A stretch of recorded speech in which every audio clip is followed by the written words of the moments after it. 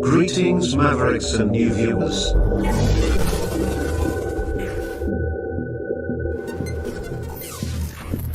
Tonight, direct and live from the Maverick News Network World Studios.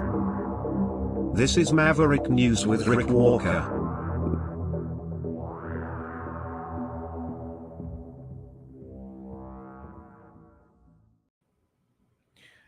Welcome back, Mavericks and everyone from around the globe. They've closed the door. Case closed on the Epstein Client List. Well, maybe. A lot of people pretty upset about that. Also, tonight, Premiers Doug Ford of Ontario and Danielle Smith of Alberta have come to a new agreement. They have a memorandum of understanding, paving the way to a new trading relationship. And they are calling jointly on the federal government, Mark Carney, Prime Minister, to roll back Canada's EV mandate. Speaking of trade, Trump issuing a flurry of letters delaying tariffs, but announcing that any country that aligns itself with BRICS trading practices will face an additional 10% tariff. So we have that for you tonight too. What else? Oh, and then we're going to go to the Truspiracy files. And we're going to talk about Plandemic 2.0 and Dr. David Martin. We have that for you. So we have all that, a whole lot more coming up, plus the Texas floods. We'll update you on that as well when we come back on the other side of this.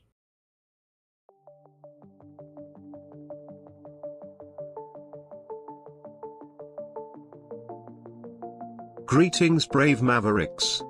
Our quest for truth continues. We go beyond fake news. Together we expose propaganda.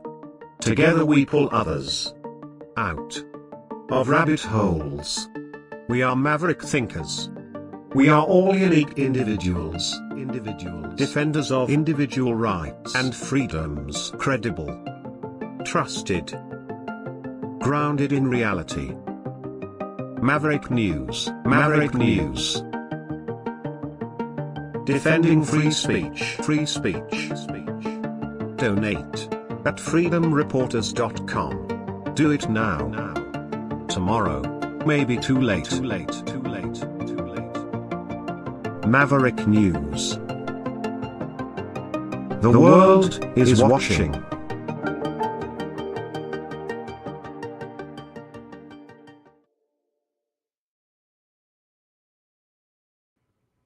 So first up tonight, we're going to save the Epstein stuff for later. We're also going to talk about immigration and Canadians being detained by ICE tonight. First up, though, I think it's only appropriate that we talk about the situation in Texas. Obviously, devastating floods in central Texas. Still a major concern as of this evening. The death toll from the catastrophic flash floods that struck the Texas Hill Country over the 4th of July weekend has climbed to at least 104, with dozens still missing. Kerr County, northwest of San Antonio, has been hit hardest, reporting 84 deaths, including 28 children. The Guadalupe River, swollen by up to 11 inches of rain in just hours, rose 26 feet in under 45 minutes. We showed you the video last night. The results have been, and the consequences, catastrophic, sweeping away homes, vehicles, and tragically lives, including at least 27 people from Camp Mystic, a Christian summer camp for girls. 10 campers and one counselor remain unaccounted for this evening as search and rescue efforts continue.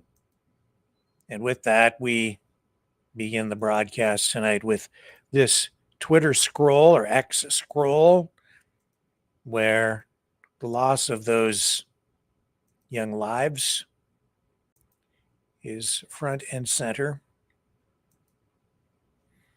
Here's a post saying, "My heart breaks for the families who have tragically lost their little girls. I am praying for everyone who perished in the Texas flash flood. I can't fathom the grief." That from Carrie K. This is picture this entire cabin of sweet little girls and their 2 counselors washed away. Several bodies have been recovered. Several are still missing. Praying hard that they find survivors, and praying extra hard for the families who are living a parent's worst nightmare. And as we work down the Twitter feed here, we see that on Good Morning America this morning, we have this interview with a gentleman who I believe works for Homeland Security or Coast Guard. This is Coast Guard rescue swimmer Scott Ruskin. It's Homeland Security shared this information about Scott Ruskin, I should say. And this is what he had to say on Good Morning America.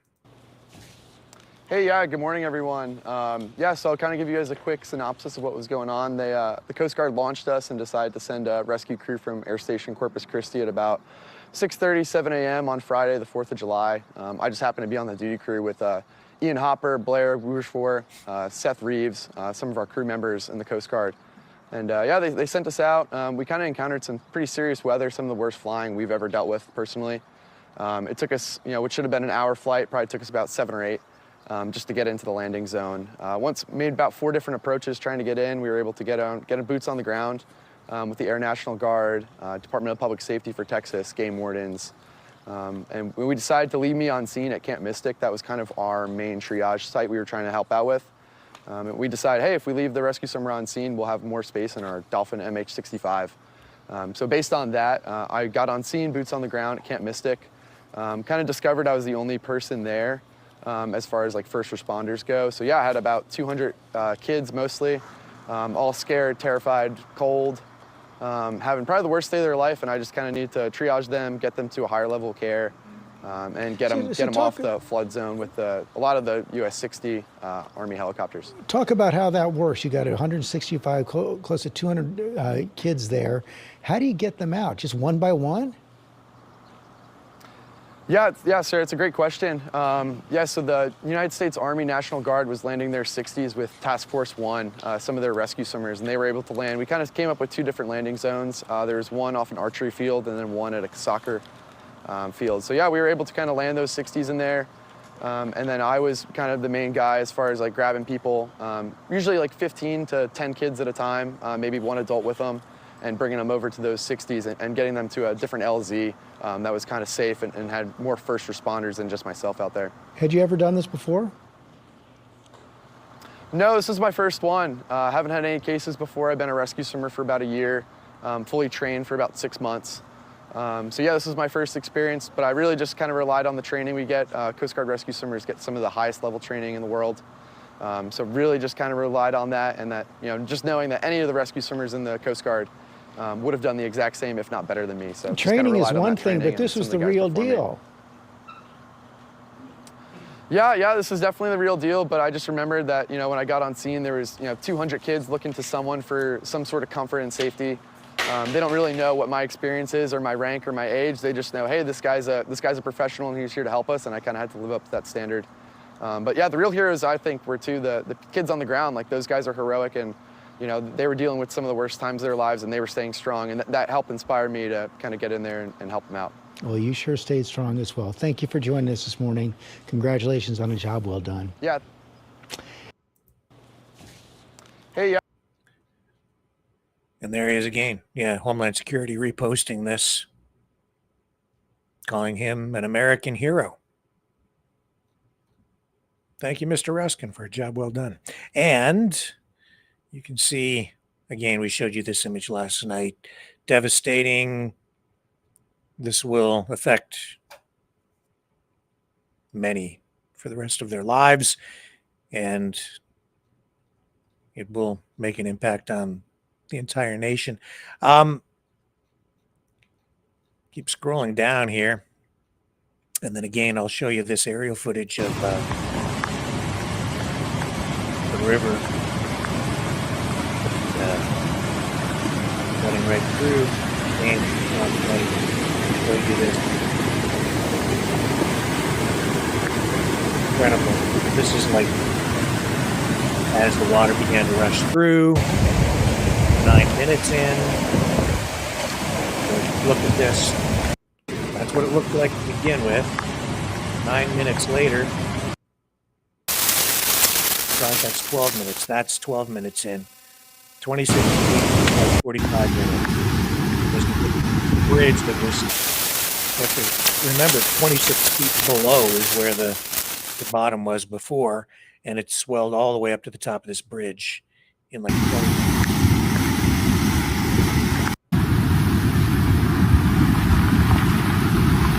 All right, you'll be wise to get off that bridge, folks.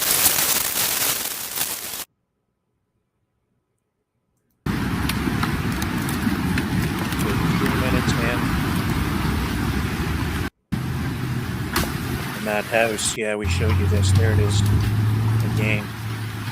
Image of the house. Wow, there's a cat in there.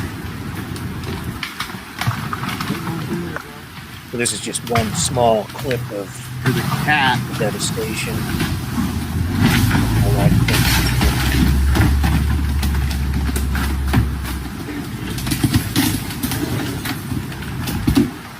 That's somebody's home.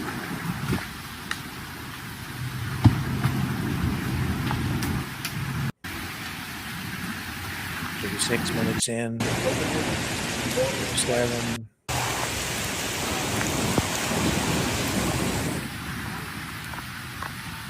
And it is not over.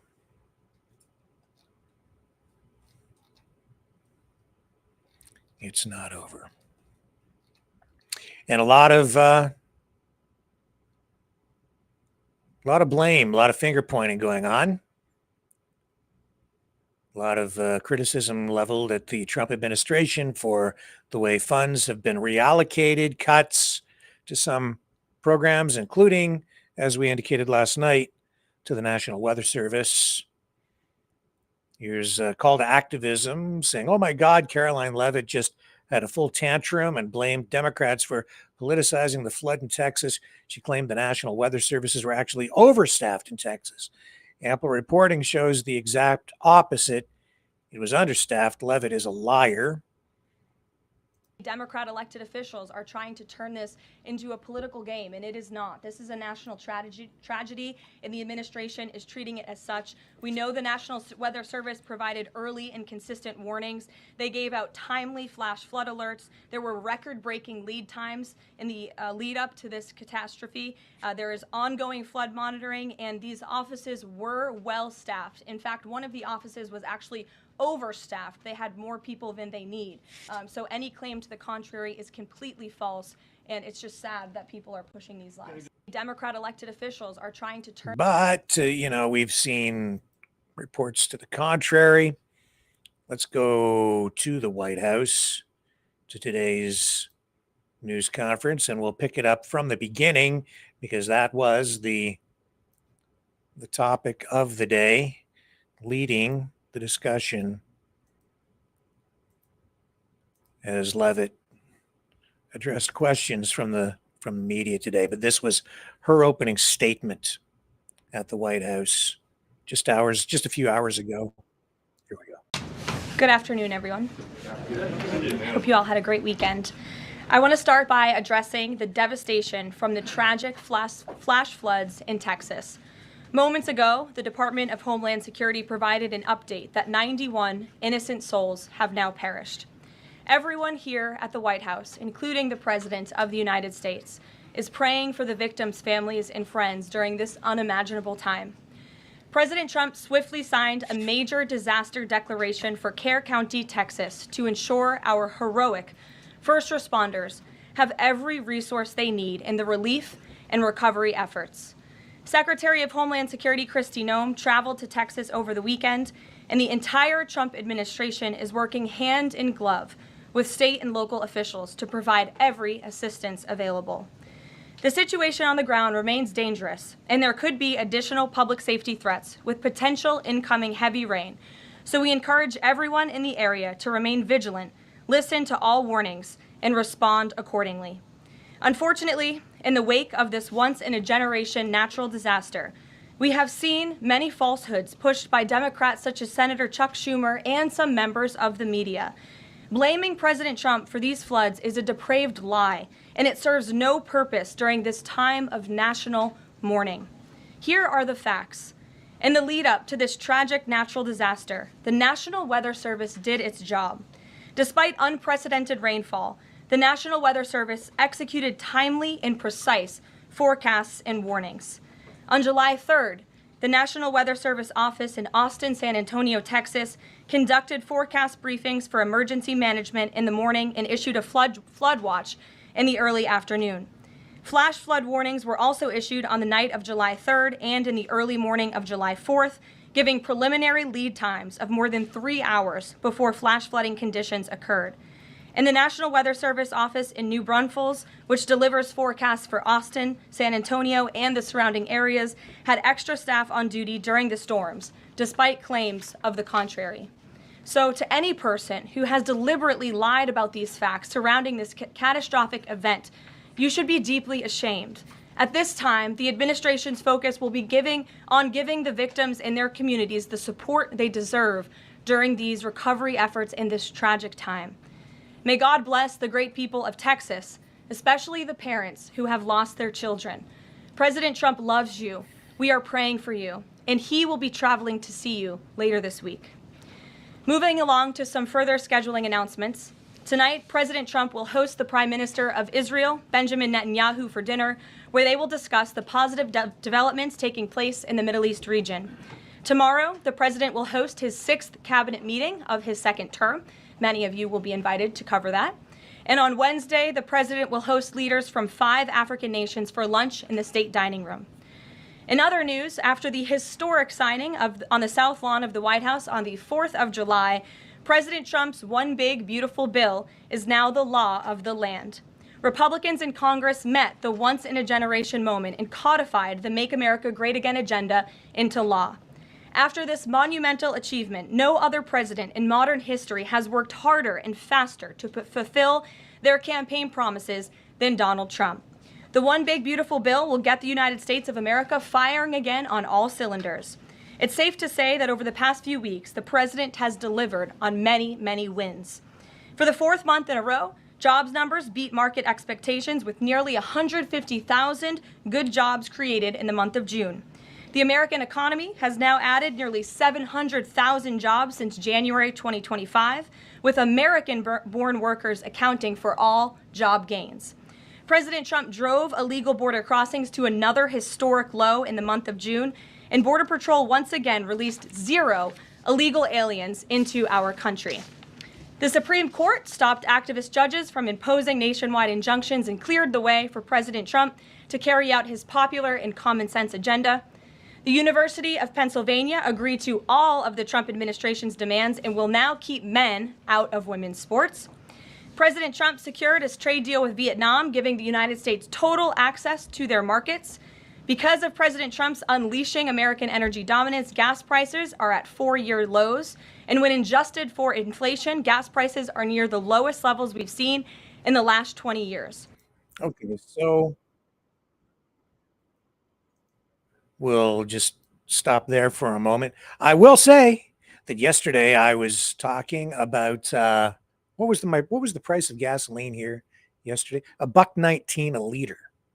Okay, 3.74 liters in a gallon. $1.19 Canadian. I won't do the math. It gets a little complicated when you're converting to U.S. funds. But I was out today running more errands, taking care of business, and I noticed the price of gas actually went down another 2 cents. It was $1.17 in my town. So that's good news. It's good news for consumers, good news for the economy. Energy drives the economy. That being said, today, a new era is emerging in Canada. And this is largely a response to what Trump is doing. Has not been a positive thing for Canada. I wouldn't say that, at least not the experience, but the impact overall, I think in the long run probably is going to be positive. So I'm optimistic about things, and there's a lot of things to be optimistic about today, a lot of things to be happy about, and one of the things is this meeting between Ontario Premier Doug Ford and Alberta Premier Danielle Smith.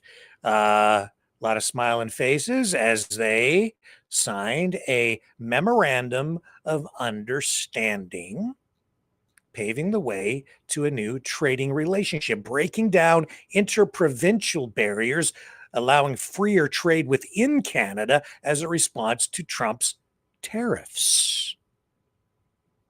In addition to that, today, Smith and Ford both called for an end to Canada's EV, electric vehicle mandate. They both appealed to Prime Minister Mark Carney. Let's go to the official announcement. This is the way it went down. Who is Ontario's Minister of Energy and Mines, the Honourable Kingasurma, Ontario's Minister of Infrastructure, and MPP Will Boma, the Parliamentary Assistant to the Premier, Minister of Indigenous Affairs and First Nations Economic Reconciliation, all the people Minister who are there of Intergovernmental today. Affairs and Minister of Northern Economic Development and Growth to Alberta. He's got a very long title. Thompson. And Minister Thompson as well. And this is a big deal for all of our American the Premier viewers. tell you a little bit more about his portfolios. Oh, gosh. This is about oil, Mr. Alberta Cutler, he's gonna oil, go. I'd also energy, like to acknowledge Alberta's the auto Minister of Energy industry, and Minerals, the Honourable Brian Jean, we've got state Alberta's issues, Minister of Jobs, separatism. Economy, Trade and Immigration, the Honourable Joseph Scow, Alberta's Minister of Transportation and Economic Corridors, the Honourable Devin Dreeshen, and Alberta's Minister of Infrastructure. And I know a lot of the Americans Honourable don't Martin care Longer about here as Canada, well. Did I miss don't any of my know, people? don't not informed. All right, I think we've got a few more that ties are right in. outside as well. The We're 51st also state joined by from the guests USA. from energy companies that have strong ties in both Alberta and Ontario. And today marks an important step forward in uniting our country as Alberta joins forces with Ontario to pursue our shared goals of economic growth, opportunity and prosperity. We're signing 2 memorandums of understanding that will see us advance pipelines and pathways to boost exports of homegrown energy and critical minerals to markets across Canada and across the world, and work collaboratively to support both Ontario's automotive industry as well as Alberta's liquor manufacturing industry, industries that contribute substantially to our provincial economies. The first of these agreements formalizes our commitment to working together to maximize the economic value of Canada's energy resources and enhance Canada's energy security and global competitiveness. We're uniting with Ontario to amplify our voices and double down on our efforts to carve a path forward together for Alberta, for Ontario, and for Canada. Through this agreement, we'll work together to explore ways to improve networks and corridors that better connect our energy and critical minerals to markets here at home, as well as international markets around the globe. We'll focus on supporting industry efforts to build oil and gas pipelines and refining, processing, and supply chains for energy and critical minerals between Alberta and Ontario. We'll work towards accelerating our exports across industries.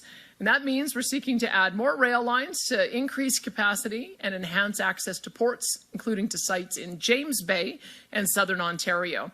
And we will share expertise to advance development of nuclear energy solutions so our provinces can keep up with the ever-growing demand on Alberta and Ontario's electricity grids. We know there's strength in taking a united front, but we cannot achieve our shared provincial goals without cooperation from the federal government. It's vital that the federal government gets fully on board with creating the conditions necessary to strengthen Canada's economy and competitiveness, improve investor confidence, and grow productivity. Ottawa must answer our calls and remove all federal barriers that have harmed Canada's ability to grow the energy sector and other industries, such as mining and manufacturing. And this includes, but is not limited to, repealing or amending the Impact Assessment Act and the oil tanker ban. We're also working to repeal the net zero power regulations and the proposed oil and gas production cap.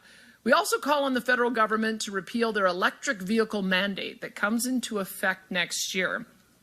Last year, only 4.2% of the cars sold in Alberta were zero-emission vehicles. And the federal government's EV mandate says that 20% of cars sold in 2026 must be zero-emissions vehicles. We buy about 200,000 cars, so that would be about 40,000 cars. So we would have to buy nearly every single zero-emission vehicle manufactured in Ontario last year to hit the 20% target, and we're just one province. So removing federal barriers will allow Alberta and Ontario to attract investment and project partners we need to get shovels in the ground, grow industries, and create jobs. I'm excited to continue collaborating with Ontario so we can reach our shared goals, including to advance pipelines and responsible energy development. I am also pleased to partner with Premier Ford to support the growth of two other major industries of significance to Alberta and Ontario. The second Memorandum of Understanding outlines Alberta's commitment to explore ways to prioritize the purchase of made-in-Canada vehicles for our government fleets in a show of support for Ontario's automotive industry. And it sets the stage for Ontario's government to work with Alberta to explore ways to find additional opportunities to improve the interprovincial trade of liquor products to create even more opportunity for our producers. Today's signing marks an historic partnership founded in a mutual ambition to reach the full potential of our provinces, to grow our list of global customers for our energy resources, and to achieve long-term prosperity for all Canadians. I'll now turn it over to Premier Ford to speak more about today's MOUs.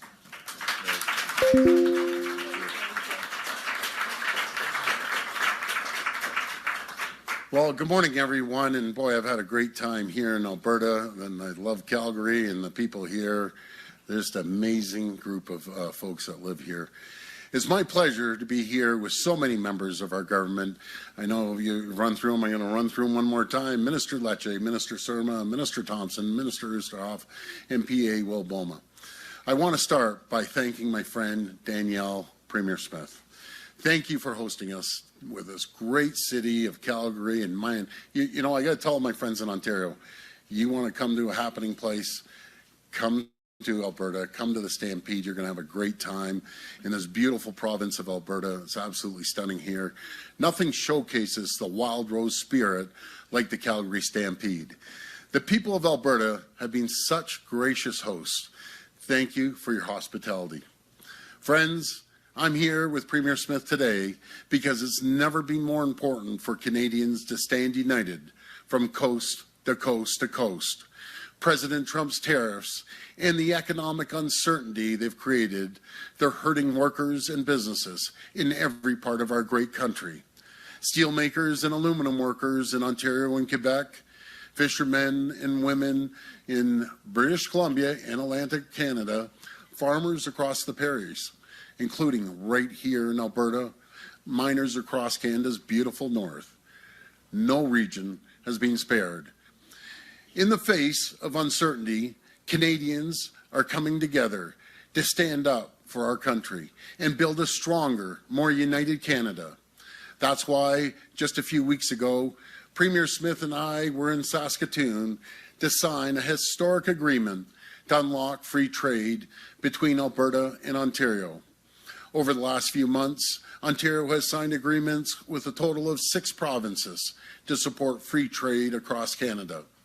We're doing this because we need to unlock the full potential of our economy. We need to tear down the barriers and red tape that have held us back for far, far too long. We need to make Canada more competitive, more resilient, and more self-reliant. We need to build the future for Canada where we can proudly stand tall, strong, united, and independent, so we can stand up to President Trump's tariffs and anything else that comes our way. That's what brings us here today, to sign 2 new agreements between Alberta and Ontario that will open access to new markets and create thousands of new jobs across Canada. These agreements are transformational. Ontario and Alberta are working together to build new energy and trade infrastructure, including pipelines and rail lines, so we can unlock the full potential of Canada's economy by diversifying our trading partners and bringing our natural resources to new customers and new markets. Built using Ontario steel, new pipelines would connect Western Canadian oil and gas to existing and potential new refineries in Southern Ontario. They will also expand export opportunities, bringing Western oil and gas to new tidewaters right across the world, including by way of a potential new James Bay deep sea port in Northern Ontario. New rail lines would connect Ontario's Ring of Fire region, critical mineral mining projects, and processing facility to Western Canadian ports as we build an end-to-end critical mineral supply chain. This is how we diversify our trading partners. This is how we make ourselves less reliant on the United States. This is how we secure the future of Canada. To move these ambitious projects forward, Ontario and Alberta will soon launch a joint feasibility study to determine the best route for economic and energy corridors, make recommendations on what financing and commercial tools might be needed to de-risk, and learn how we can best support homegrown supply chains, including Ontario's steel sector and our great steel makers. As we build the future of Canada, we will always meet our duty to consult with Indigenous partners and support their involvement with historic funding to help First Nations become equity partners in these nation-building projects. This agreement is a big step forward. To succeed, to build a more competitive, resilient, and self-reliant future, we need the federal government to do its part. We need the federal government to cut red tape and bring regulatory certainty so Canada can attract the kind of private sector investments that will be critical to build this energy and trade infrastructure. No one will build a pipeline to tidewaters if there's a ban on tankers. This is the craziest thing I've ever heard, a ban on tankers. No one will invest in opening a mine if it takes 15 years to get it to yes. It's time to end excuses, and it's time to start building, and we need to start building now. As part of our agreements today, we've also agreed that Alberta will prioritize Canadian-made vehicles for its government's fleets. For our part, Ontario will support the increased availability of Alberta beer, wine, and spirits, and they have some great wine and spirits and beer coming. You could just see it outside. Everyone's having a few cold ones on Ontario store shelves. Friends, this is how we protect Canada. We need to protect together to unlock the country's full potential. We need to build infrastructure that will bind Canada together and support workers in every part of the country.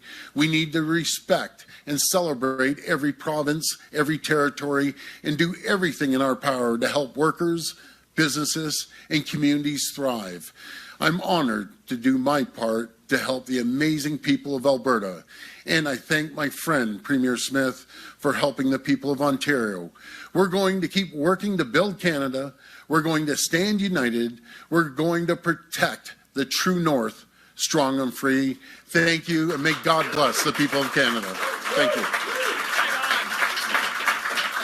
I think I'm going to the far end.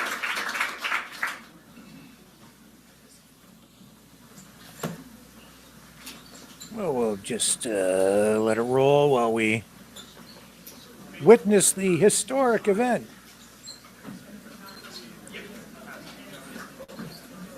It is significant because this is exactly the kind of thing that could actually help keep the country together.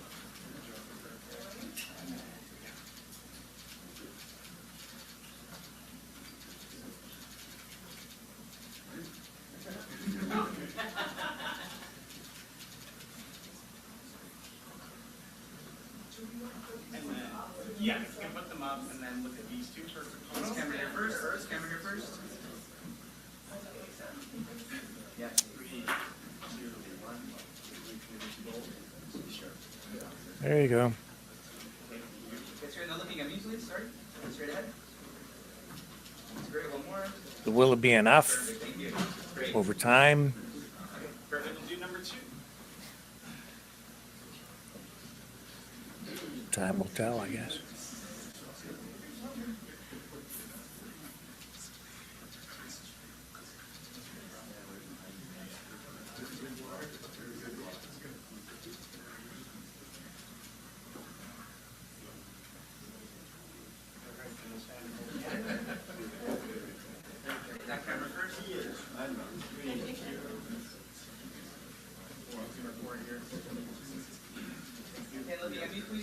here.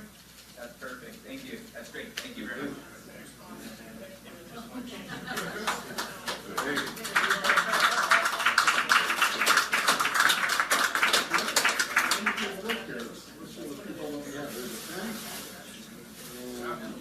Oh, they brought each other presents.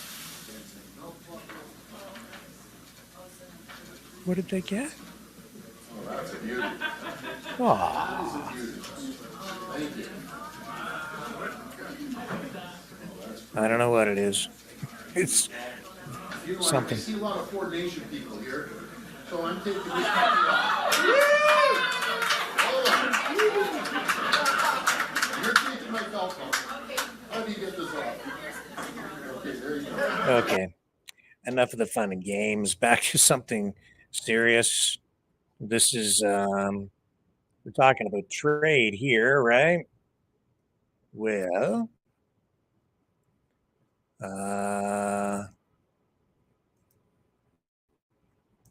let me bring up the Truth Social feed for Donald Trump. My allergies seem to be bothering me a bit tonight, so I apologize if I keep touching my eyes. They're very itchy. Must be some pollen in the air today. Okay, let's go to the Truth Social feed because Trump is still on the tariff train, issuing letters to how many countries was it? I think it's like over a dozen, about a dozen different countries tonight. Okay, here's his feed, and he's published on Truth Social copies of these letters that he has sent to these different countries about tariffs. So this one is to the president of Bosnia and Herzegovina, Sarajevo. It is a great honor for me to send you this letter, in that it demonstrates the strength and commitment of our trading relationship and the fact that the United States of America has agreed to continue working with Bosnia and Herzegovina despite having a significant trade deficit with your great country. Nevertheless, we have decided to move forward with you, but only with more balanced and fair trade. Therefore, we invite you to participate in the extraordinary economy of the United States, the number one market in the world by far. We have had years to discuss our trading relationship with Bosnia and Herzegovina and have concluded that we must move away from these long-term and very persistent trade deficits engendered by Bosnia and Herzegovina's tariff and non-tariff policies and trade barriers. Our relationship has been, unfortunately, far from reciprocal. Starting on August 1st, 2025, we will charge Bosnia and Herzegovina a tariff of only 30%, and any and all products sent into the United States, separate from all sectoral tariffs, goods transshipped to evade a higher tariff will be subject to that higher tariff. Please understand that the 30% number is far less than what is needed to eliminate the trade deficit disparity we have with your country. As you are aware, there will be no tariff if Bosnia and Herzegovina or companies within your country decide to build or manufacture products within the United States. And in fact, we will do everything possible to get approvals quickly, professionally, and routinely. In other words, in a matter of weeks. Anyway, if you decide to raise your tariffs, then whatever the number you choose to raise them by will be added on to the 30% that we charge. Please understand that these tariffs are necessary to correct the many years of Bosnia and Herzegovina's tariff and non-tariff policies and trade barriers, causing this unsustainable trade deficits against the United States. This deficit is a major threat to our economy and indeed our national security. We look forward to working with you as your trading partner for many years to come. If you wish to open your heretofore closed trading markets to the United States and eliminate your tariff and non-tariff policies and trade barriers, we will perhaps consider an adjustment to this letter. These tariffs may be modified upward or downward depending on our relationship with your country. You will never be disappointed with the United States of America. No? Oh. You might want to ask Vladimir Zelensky, since he entered into a minerals deal, hoping to get some support promised by the previous administration, and now it looks like no one's even talking about Ukraine. Suddenly, it's just not even in the headlines. Not very much. So this one is to Bangkok in Thailand, and what other countries are receiving them tonight? This is to the Prime Minister of Cambodia. This one is to the President of the Republic of Serbia, Belgrade. This one is to Bangladesh, Indonesia, Tunisia.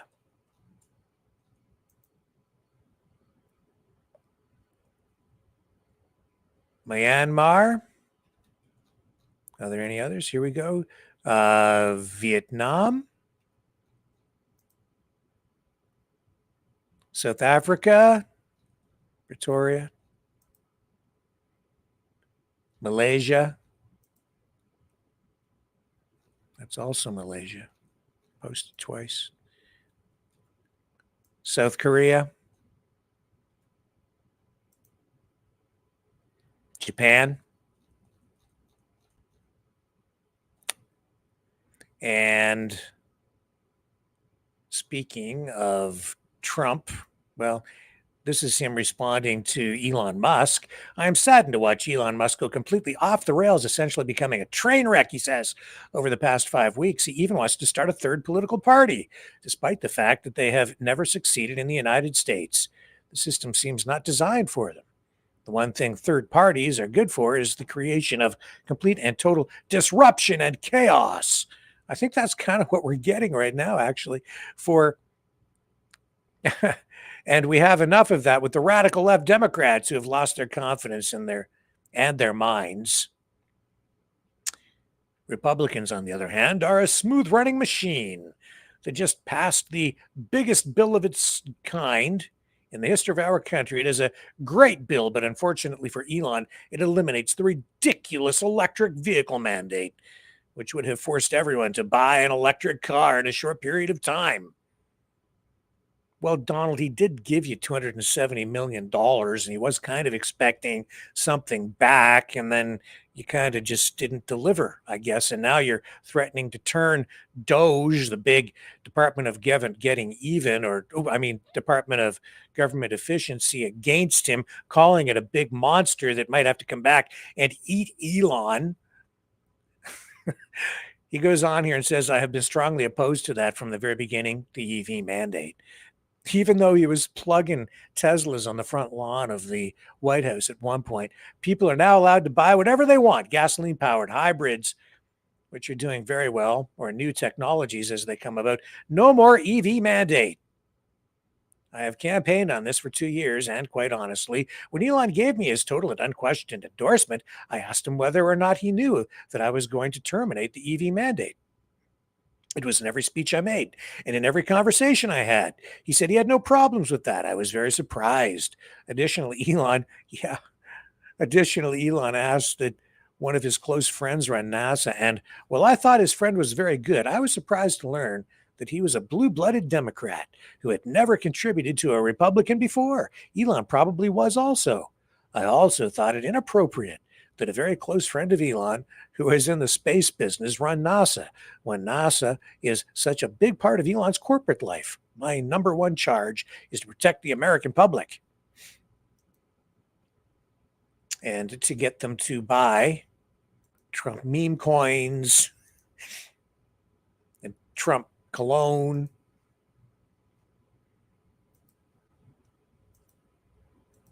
But he is, I guess, concerned about Texas. Let me take a little break. No, I'm not answering any phone call. Okay, so I'm going to take a little break. Then we're going to come back, and Trump addressing what's going on in Texas direct.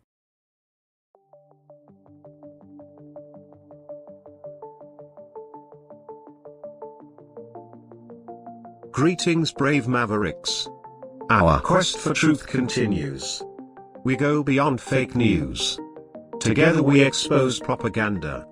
Together we pull others out of rabbit holes. We are maverick thinkers. We are all unique individuals, defenders of individual rights and freedoms, credible, trusted, grounded in reality. Maverick News, Maverick News. Defending free speech, free speech. Donate at freedomreporters.com. Do it now. Tomorrow may be too late. Maverick News. The world is watching.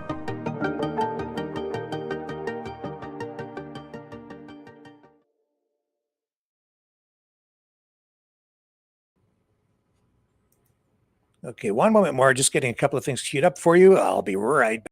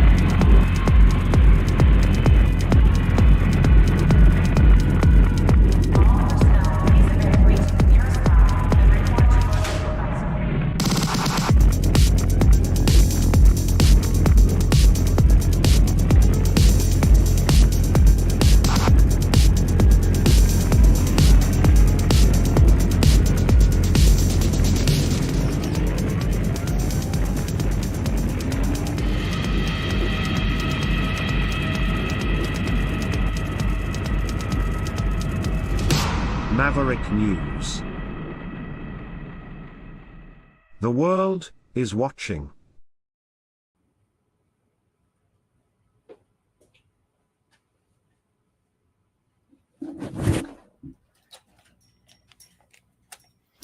Sorry, a little slow on the draw there tonight. Okay, so Elon has, I don't think he's filed the formal paperwork, but he's declared that he has created this new third political party, the America Party, not on the left, not on the right. He says it's a party that's moving forward. Here's what he's posting online. The America Party isn't left, it isn't right, it's forward for the builders, the doers, the tired majority who want clarity over chaos. America Party is the reset button. Oh, I don't know if you should use that word, Elon. Reset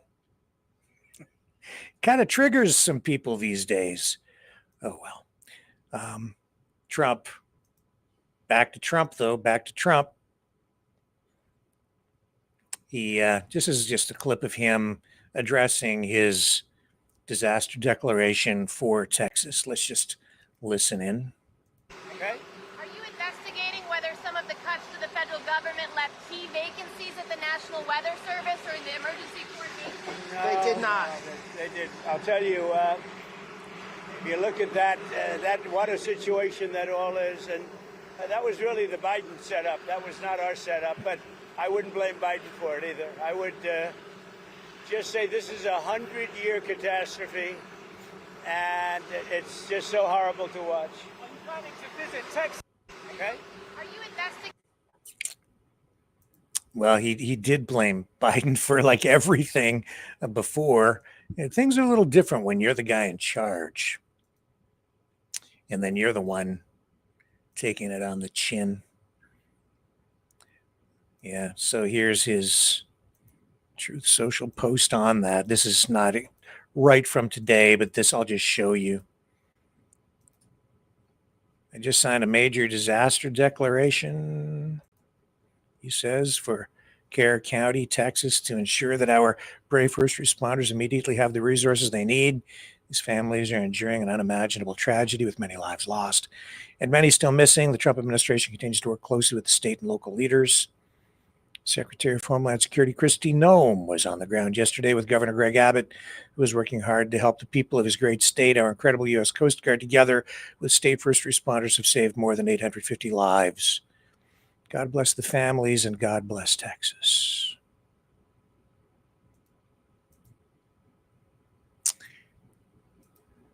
Okay. Where else are we going tonight? All right. I know you want to get into the Epstein stuff, some of you, and we're going to go there in a moment. I think we go back here, though, for a moment to the tariffs and Caroline Leavitt in today's White House news conference. I do want to let her speak to this because I think that there were some serious questions surrounding this. Yeah, okay. I'm pretty sure this is the clip we're looking for. So we'll just pivot back to that for a moment and Leavitt today on the tariffs. Yesterday, that countries will boomerang back to the April 2nd tariff levels starting August 1st.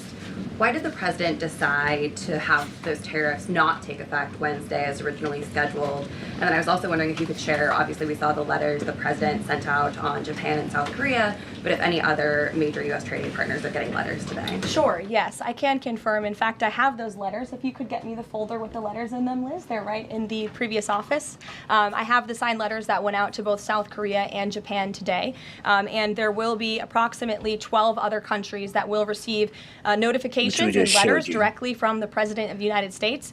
And weeks ago, I stood at this podium and I told all of you that the President was going to create tailor-made trade plans for each and every country on this planet. And that's what this administration continues to be focused on. The president will also sign an executive order today delaying the July 9th deadline to August 1st. So the reciprocal tariff rate or these new rates that will be provided in this correspondence to these foreign leaders will be going out the door within the next month, or deals will be made. And those countries continue to negotiate with the United States. We've seen a lot of positive developments in the right direction, but the administration, the president, and his trade team want to cut the best deals for the American people and the American worker. That's what they're focused on. And in the effort of transparency, these letters will continue to be posted to Truth Social, so you can enjoy them yourself. Go ahead. Thanks, Caroline. Just about the visit of Prime Minister Netanyahu today, I was just wondering why that is not open to the press. Previous visits by him, we've had Oval Office press conferences. Does that reflect somehow the kind of sensitivity of this particular visit? No, they're having a private dinner. There's many important matters that are obviously ongoing in the region, as you know. The utmost priority for the president right now in the Middle East is to end the war in Gaza and to return all of the hostages. Also, as you know, there was a ceasefire proposal that Israel supports that was sent to Hamas, and we hope that they will agree to this proposal. We want to see all of the hostages released.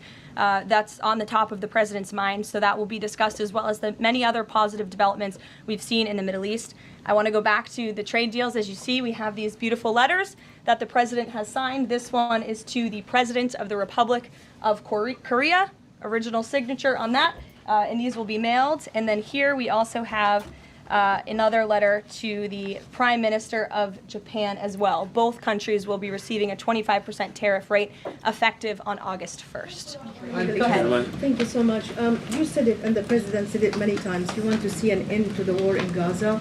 Will he give guarantees during this 60-day period of ceasefire that actually the war will end? Because this is a sticking point with Prime Minister Netanyahu, and I'm wondering if they see eye to eye on this point. And how do you see the next day? What the next day in Gaza will look like?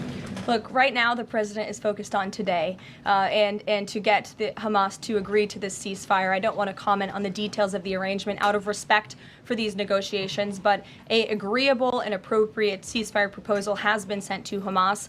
And I can also tell you Special Envoy Witkoff intends to travel to Doha later this week, where he will continue to engage in these discussions. And the Qataris and the Egyptians have been incredibly helpful partners in mediating these negotiations and discussions to bring peace to this region and end this conflict once and for all. Kristen. Two questions. Thank you, Caroline. Sure. The first question is President Trump reconsidering his plan to phase out FEMA, given what officials have said is their critical role on the ground now in Texas? Look, the president wants to ensure American citizens always have what they need during times of need, whether that assistance comes from states or the federal government. That's a policy discussion that will continue.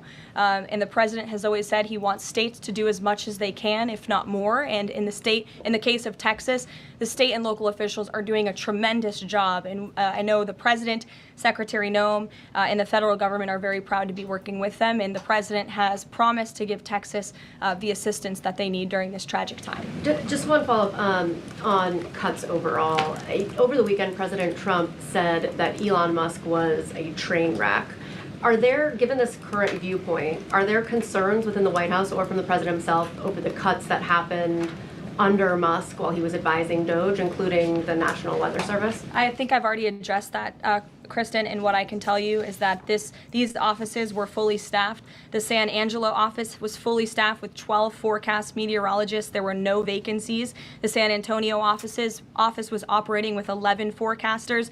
And as Brian said, the union themselves said that there was adequate staffing. So I think those words speak for themselves and the numbers speak for themselves. This was a once-in-a-century flash flood, a tragic natural disaster, and the administration is doing all that we can on the ground to help these families during this time of need. Jeff. Thanks very much, Caroline. Just following up on Kristen's question, is it still the president's plan to phase FEMA out by the end of this year? I just answered Kristen's question for you. One more, hold on, one more. Sure, I'll give it to you. Go ahead. The follow-up on trade as well. 12 more letters coming, you said. Can you give us a sense of which countries those are? I'll let the president reveal those in very due time. Keep your eyes on Truth Social. Michael, in the back. Thank you, Caroline. An armed shooter today was shot in McAllen, Texas, after opening fire on Border Patrol agents. Comes just days after Democratic Congresswoman Pramila Jayapal recently said she gets, quote, inspired when activists obstruct ICE. Does the White House expect Democrats to tone down their rhetoric in light of what we saw today in McAllen, Texas? We certainly call on Democrats to tone down their rhetoric against ICE and Border Patrol agents who, again, are everyday men and women. I would encourage AOC and other Democrats to actually meet with the United States Border Patrol. These are honorable Americans who are just simply trying to do their job to enforce the law. They go home to their families every night just like we all do, and they deserve respect and dignity for trying to enforce our nation's immigration laws and to remove public safety threats from our communities. The White House is aware of the shooting that took place today in Texas, and we are working with the appropriate federal agencies to get to the bottom of what happened. Caroline, the DOJ and FBI have now concluded there was no Jeffrey Epstein Client List. What do you tell MAGA supporters who say they want anyone involved in Jeffrey Epstein's alleged crimes to be held accountable? This administration... We're going to come back to that in a moment. We're going to get into I'm going to save this for the entire section we're going to devote to the Epstein Client List story. But because we were just talking about Texas, the border, immigration, I'm going to come back to this. A couple of things related to immigration. So today, there was this story from California. This is kind of bizarre. I've never seen anything quite like this. They had National Guard troops sweeping through MacArthur Park in Los Angeles. So they've got, this is an area where you have a lot of immigrants who have settled. So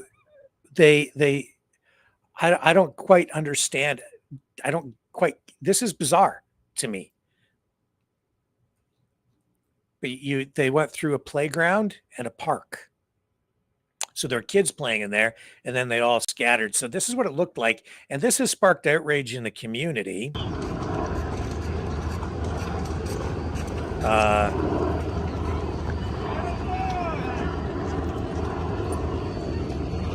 And this appears to me to be some sort of a photo op, almost a staged thing, but it frightened people there. And there were kids playing in the park, and they all scattered as these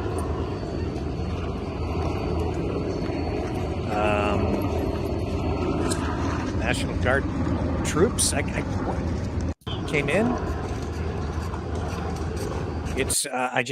This is in Los Angeles. This is in a park in Los Angeles. Soldiers. I don't know what I can't imagine. I cannot imagine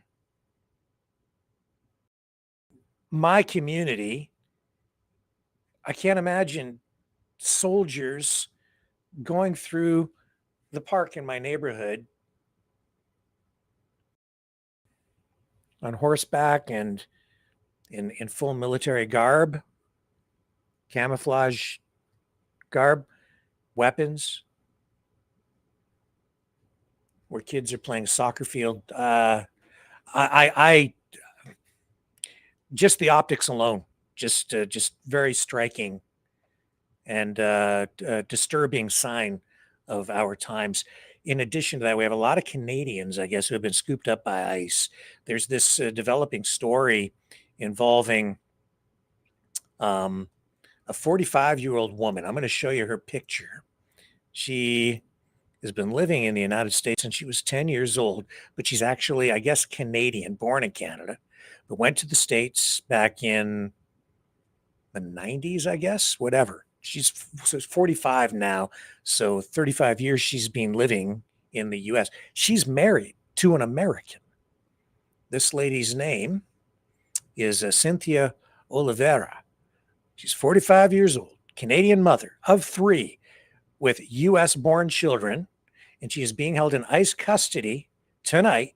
She's been in custody for at least several days after her arrest, June 13th, during a green card interview in Chatsworth, California.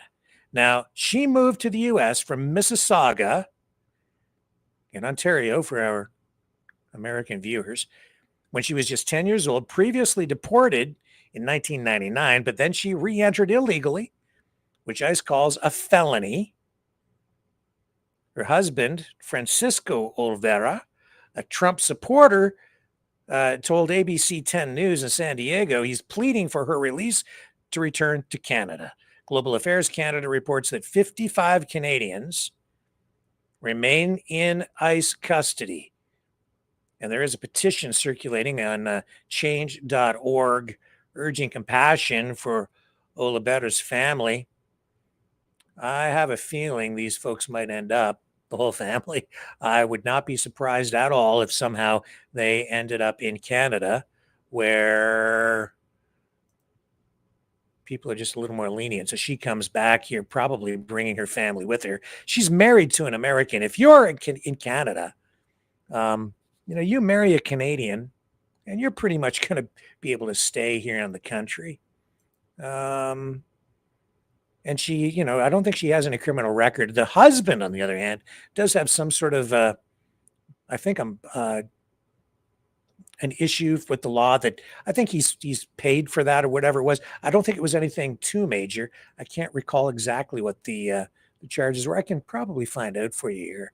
But it's just another story of families. Just over time, it becomes a more complicated issue, because issues of compassion do come into play here, because this affects not just the mom, but the whole family and the kids who are American citizens.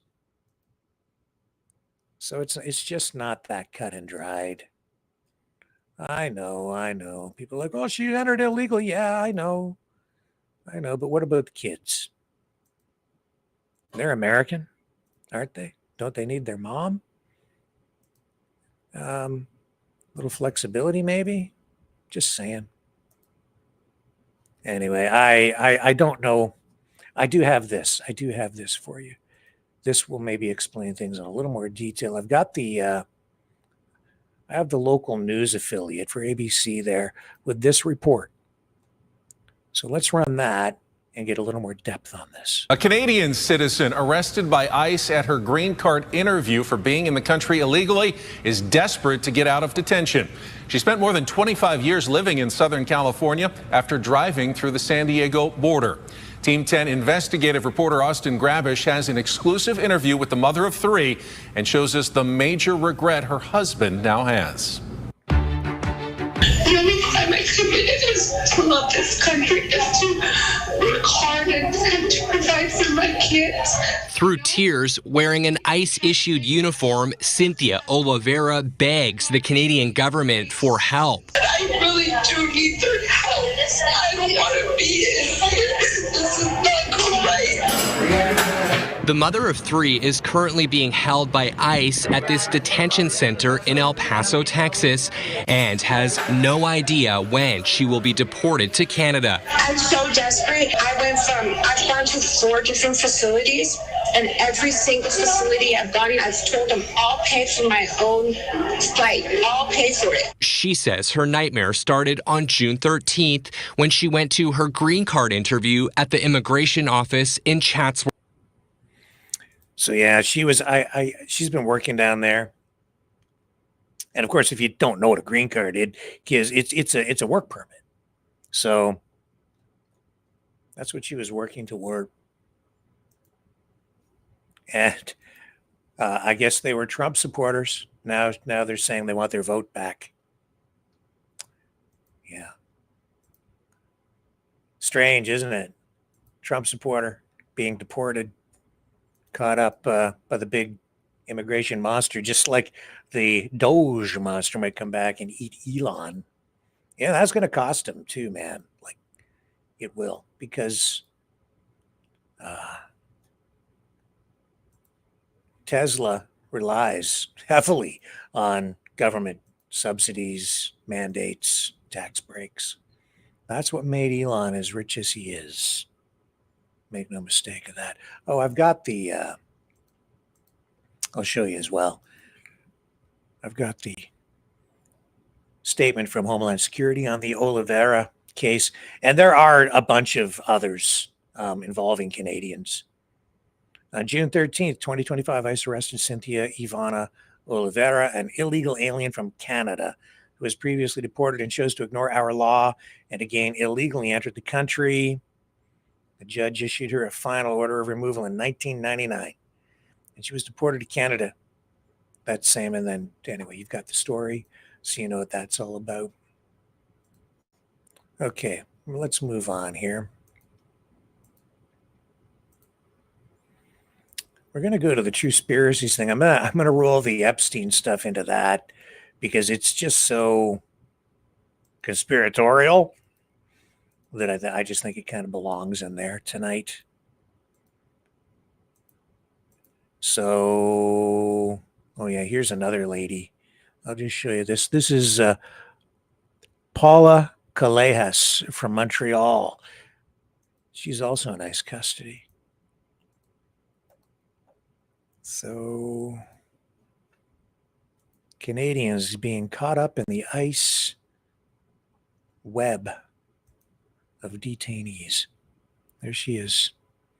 She's been in ICE custody for more than 3 months, charged with a misdemeanor in Florida.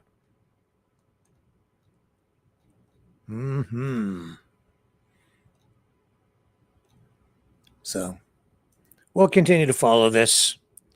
This is far from over. Let's take a break. We're going to come back with true conspiracies and the Epstein story. Don't go away.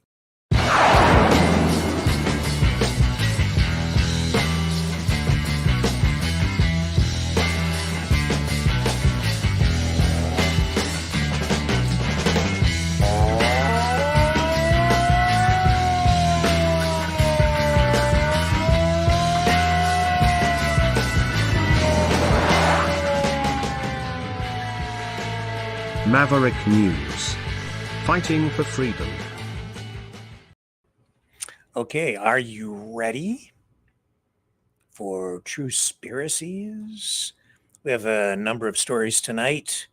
Leading things off will be the Epstein story, which is just one of the stories so incredible you won't believe them.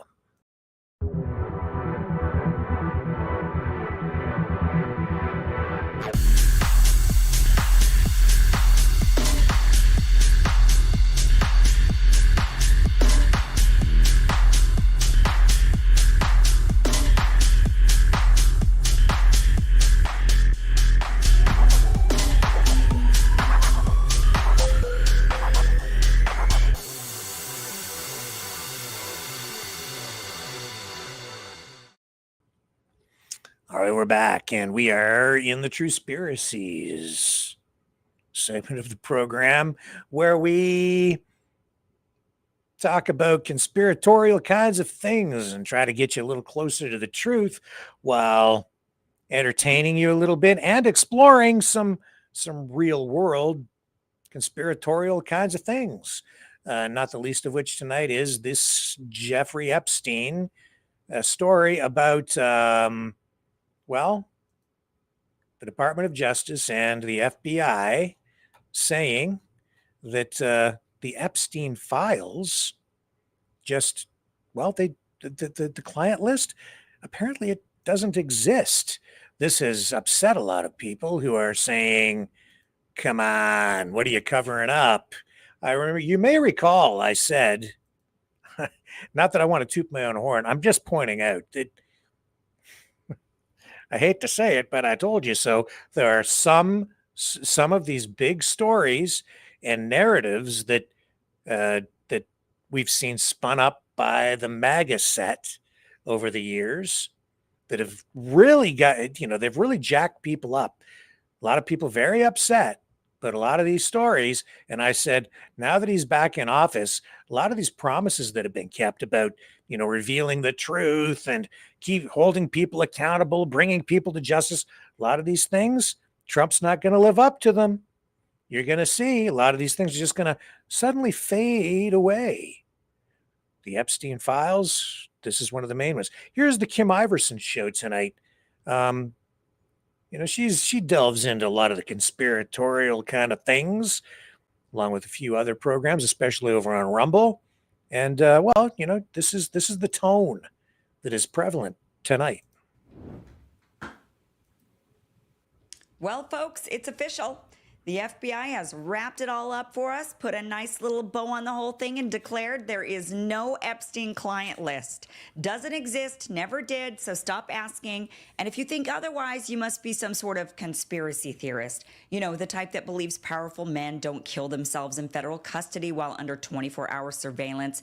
Crazy talk. And just like that, the Department of Justice wants to slam the door shut on what may be the biggest blackmail operation in modern history. Case closed. Epstein was a lone pervert. Ghislaine was just his quirky assistant. The cameras failed. The guards fell asleep. And all of those billionaires, politicians, and intelligence operatives who flew on the Lolita Express, yeah, don't worry about them. Totally unrelated. They think we're idiots. They think if they repeat, he killed himself enough times, we'll forget the obvious, that Jeffrey Epstein was an intelligence asset, likely Mossad, connected, running a honeypot operation to trap some of the most powerful people on the planet. And now the same agencies that helped cover it up are pretending to investigate themselves, and wouldn't you know it, they've cleared themselves of all wrongdoing. Imagine that. So let me read to you part of this very laughable FBI letter so you can hear for yourself just how stupid they think we are. Okay, so I don't need her to read it because I have the letter myself, okay? So you can believe what you want to believe. Who the hell knows, sorry for my language, what the truth is at this point. Because we've heard just repeatedly over and over and over again from people like Kash Patel, Dan Bongino, Pam Bondi, that the Epstein client list is a real thing. The files, we're going to release all the files. And yet, now we're seeing, well, maybe not. It's so much different when you're in power, isn't it? Now, where are the files here? I've got them. Okay. And we have video as well. Okay. So DOJ, FBI conclude that Epstein had no client list and died by suicide. So here's the document. Okay, I've got it. Bring it over here so I don't lose it again. And let's bring it up on the screen. Let's see what the DOJ is actually saying in this statement, now released to the public. Here it is. Here's the letter. As part of our commitment to transparency, the Department of Justice and the Federal Bureau of Investigation have conducted an exhaustive review of investigative holdings relating to Jeffrey Epstein. To ensure that the review is thorough, the FBI conducted digital searches of its databases, hard drives, and network drives, as well as physical searches of squad areas, locked cabinets, desks, closets, and other areas where responsive material may have been stored. These searches uncovered a significant amount of material, including more than 300 gigabytes of data and physical evidence. The files relating to Epstein include a large volume of images of Epstein, images and videos of victims who are either minors or appear to be minors, and over 10,000 downloaded videos and images of illegal child sex abuse material and other pornography. Teams of agents, analysts, attorneys, and privacy and civil liberties experts combed through the digital and documentary evidence with the aim of providing as much information as possible to the public while simultaneously protecting victims. Much of the material is subject to court-ordered sealing. Only a fraction of this material would have been aired publicly had Epstein gone to trial, as the seal served only to protect victims and did not expose any additional third parties to allegations of illegal wrongdoing. Through this review, we found no basis to revisit the disclosure of those materials and will not permit the release of child pornography. This systematic review revealed no incriminating client list. There was also no credible evidence found that Epstein blackmailed prominent individuals as part of his actions. We did not uncover evidence that could predicate an investigation against uncharged third parties. Consistent with prior disclosures, this review confirmed that Epstein harmed over 1,000 victims. Each suffered unique trauma. Sensitive information relating to these victims is intertwined throughout the materials. This includes specific details such as victim names and likenesses, physical descriptions, places of birth, associates, and employment history. One of our highest priorities is combating child exploitation and bringing justice to victims. Perpetuating unfounded theories about Epstein serves neither of those ends. To that end, while we have labored to provide the public with maximum information regarding Epstein and ensured examination of any evidence in the government's possession, it is the determination of the Department of Justice and the Federal Bureau of Investigation that no further disclosure would be appropriate or warranted. After a thorough investigation, FBI investigators concluded that Jeffrey Epstein committed suicide in his cell at the Metropolitan Correctional Center in New York City on August 10th, 2019.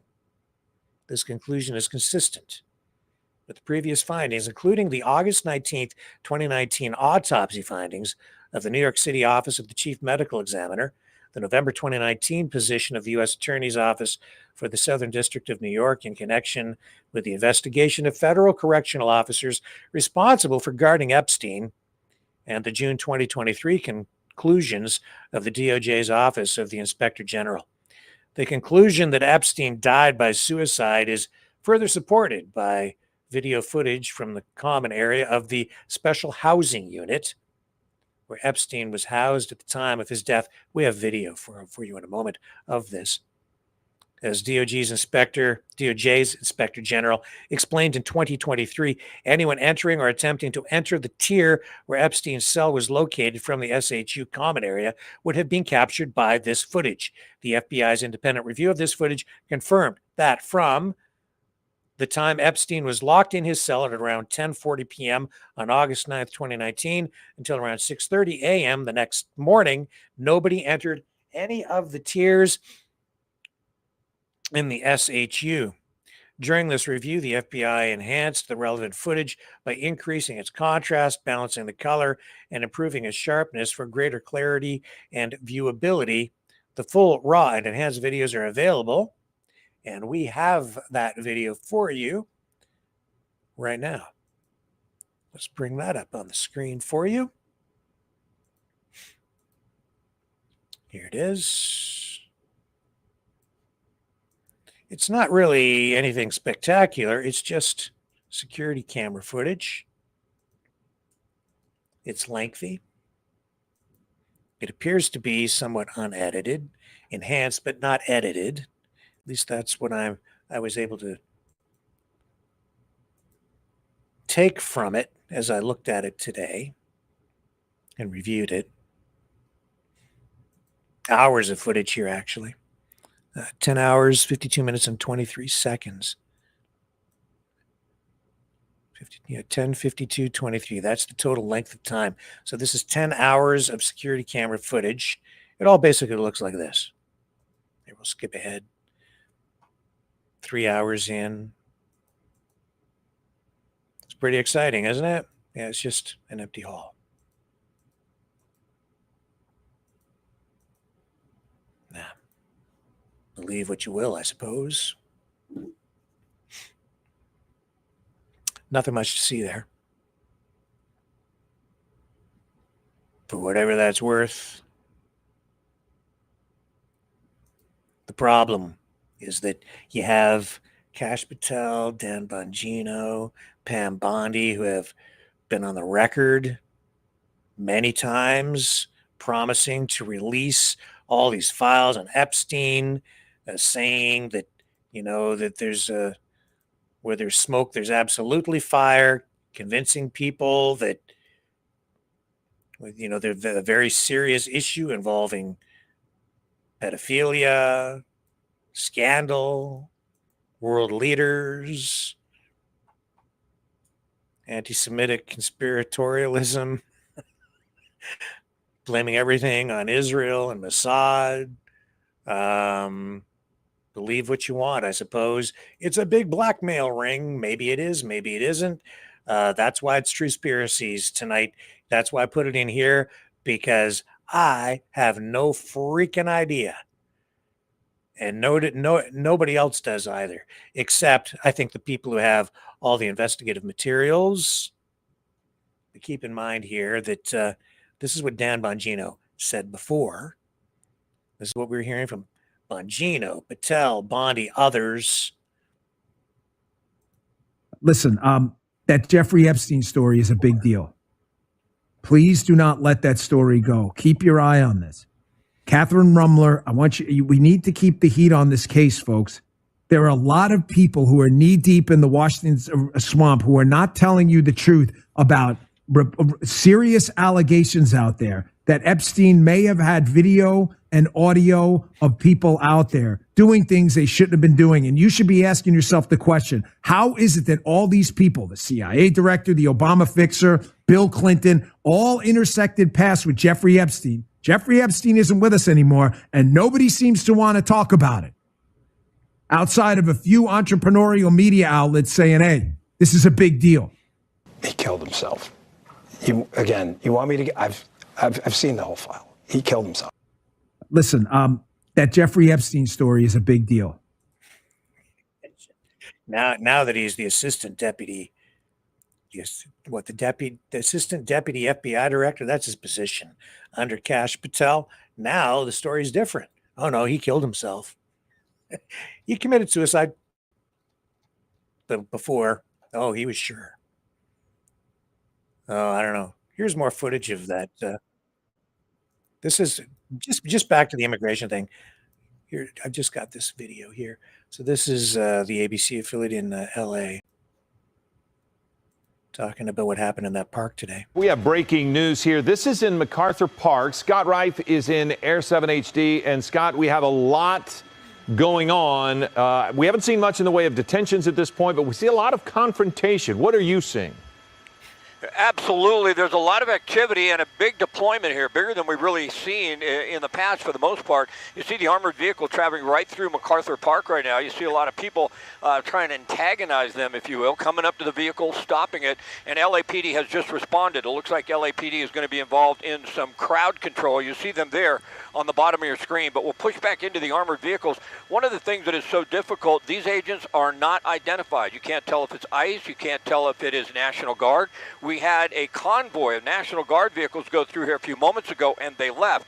We have 4 or 5 bands standing by as well, and then all the other unmarked vehicles. You can see the crowd is getting closer and closer to what could be ICE agents. We don't know that for certain, but in the past when we've seen this type of activity, that is what it has been.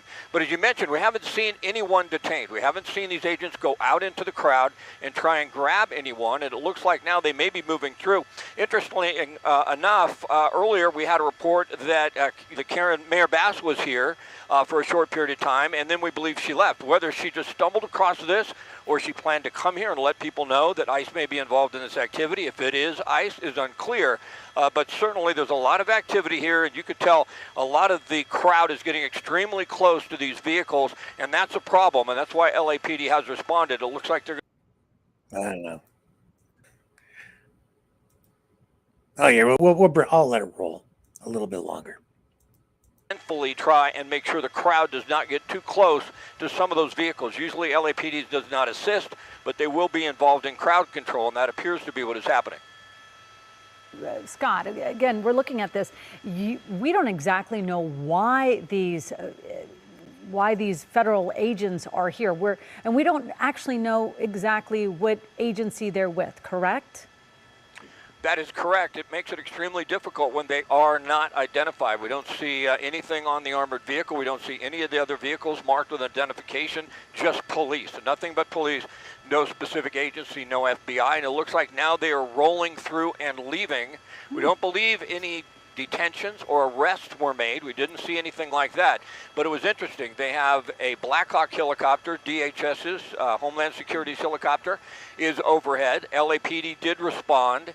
They rolled through, and then they just left. But at one point in time, there was probably as many as 30 National Guard vehicles that drove through the streets. And boy, to see that on our streets, it's the first time I've really seen that many National Guard vehicles. I mean, large vehicles. They're big vehicles strolling through the neighborhood, down through our streets. That was certainly unusual. It looks like whatever activity is going on now is dissipating. It appears that they are leaving, and it looks like LAPD may be leaving as well. Okay. Trump's America. Wow. Just wow.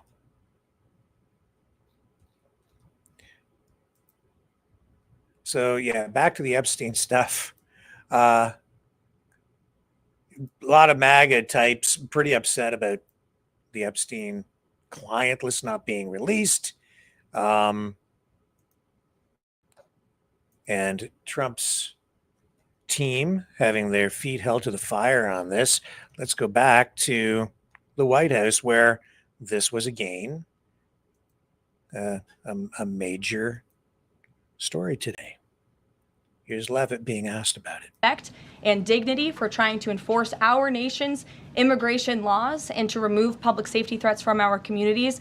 The White House is aware of the shooting that took place today in Texas, and we are working with the appropriate federal agencies to get to the bottom of what happened. Caroline, the DOJ and FBI have now concluded there was no Jeffrey Epstein client list. What do you tell MAGA supporters who say they want anyone involved in Jeffrey Epstein's alleged crimes to be held accountable? This administration wants anyone who has ever committed a crime to be held accountable, and I would argue this administration has done more to lock up bad guys than certainly the previous administration. And the Trump administration is committed to truth and to transparency. That's why the Attorney General and the FBI Director pledged at the President's direction to do an exhaustive review of all of the files related to Jeffrey Epstein's crimes and his death. And they put out a memo in conclusion of that review. There was material they did not release because, frankly, it was incredibly graphic and it contained child pornography, which is not something that's appropriate for public consumption. But they committed to an exhaustive investigation. That's what they did, and they provided the results of that. That's transparency. Follow up on that, Sure. Caroline. Okay, so the FBI looks at the circumstances surrounding the death of Jeffrey Epstein. According to the report, this systematic review revealed no incriminating client list. So what happened to the Epstein client list that the Attorney General said she had on her desk? Well, I think if you go back and look at what the Attorney General said in that interview, which was on your network on Fox News. Got the quote. Go ahead. John Roberts said, DOJ may be releasing the list of Jeffrey Epstein's clients. Will that really happen? And she said, It's sitting on my desk right now to review. Yes, she was saying the entirety of all of the paperwork, all of the paper in relation to Jeffrey Epstein's crimes. That's what the Attorney General was referring to, and I'll let her speak for that. But again, when it comes to the FBI and the Department of Justice, they are more than committed to ensuring that bad people are put behind bars. They have an operation going on right now called Summer Heat, which has our murder rate trending in the lowest direction in United States history. Their emphasis on violent crime and locking up violent criminals has led to the arrest of 14,000 violent criminals. That's a 62% increase from the same time period last year. So this Attorney General and the FBI Director are committed to putting bad people behind bars where they belong. They promised an exhaustive review. That's what they did. For any further details, I would refer you to the Department of Justice. Okay. Thanks, Caroline. With Prime Minister Netanyahu... Good job deflecting there, Caroline, and changing the subject to get the heat off. But a lot of people are going to keep the heat on because they're convinced that now they think maybe you're hiding something. Maybe Kash Patel is hiding something. Maybe Dan Bongino's hiding something or protecting someone, right? Maybe. What was it that, Elon Musk said that, he call out Donald Trump at one point and then later said that, oh, maybe I went too far, but then still posting this over the past, 24, 48 hours, I believe. So this is what he's got on his feed. What did he say? He says, the official Jeffrey Epstein pedophile arrest counter, 0000. On his on his own personal feed on X, Elon Musk says, what was it? Oh yeah, what's the time? Oh look, he says, it's no one has been arrested o'clock again. There it is right there. I'll bring it back up. Oh look, he says, yeah. Right there, there's the thing. What time? What's the time? Oh look, it's no one has been arrested o'clock again.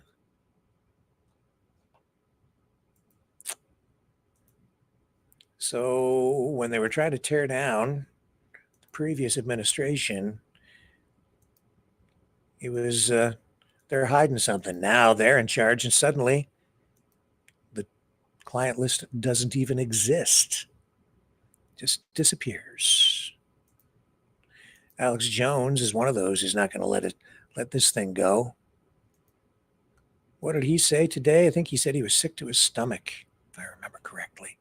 I've got, let's see if I can find, here it is right here.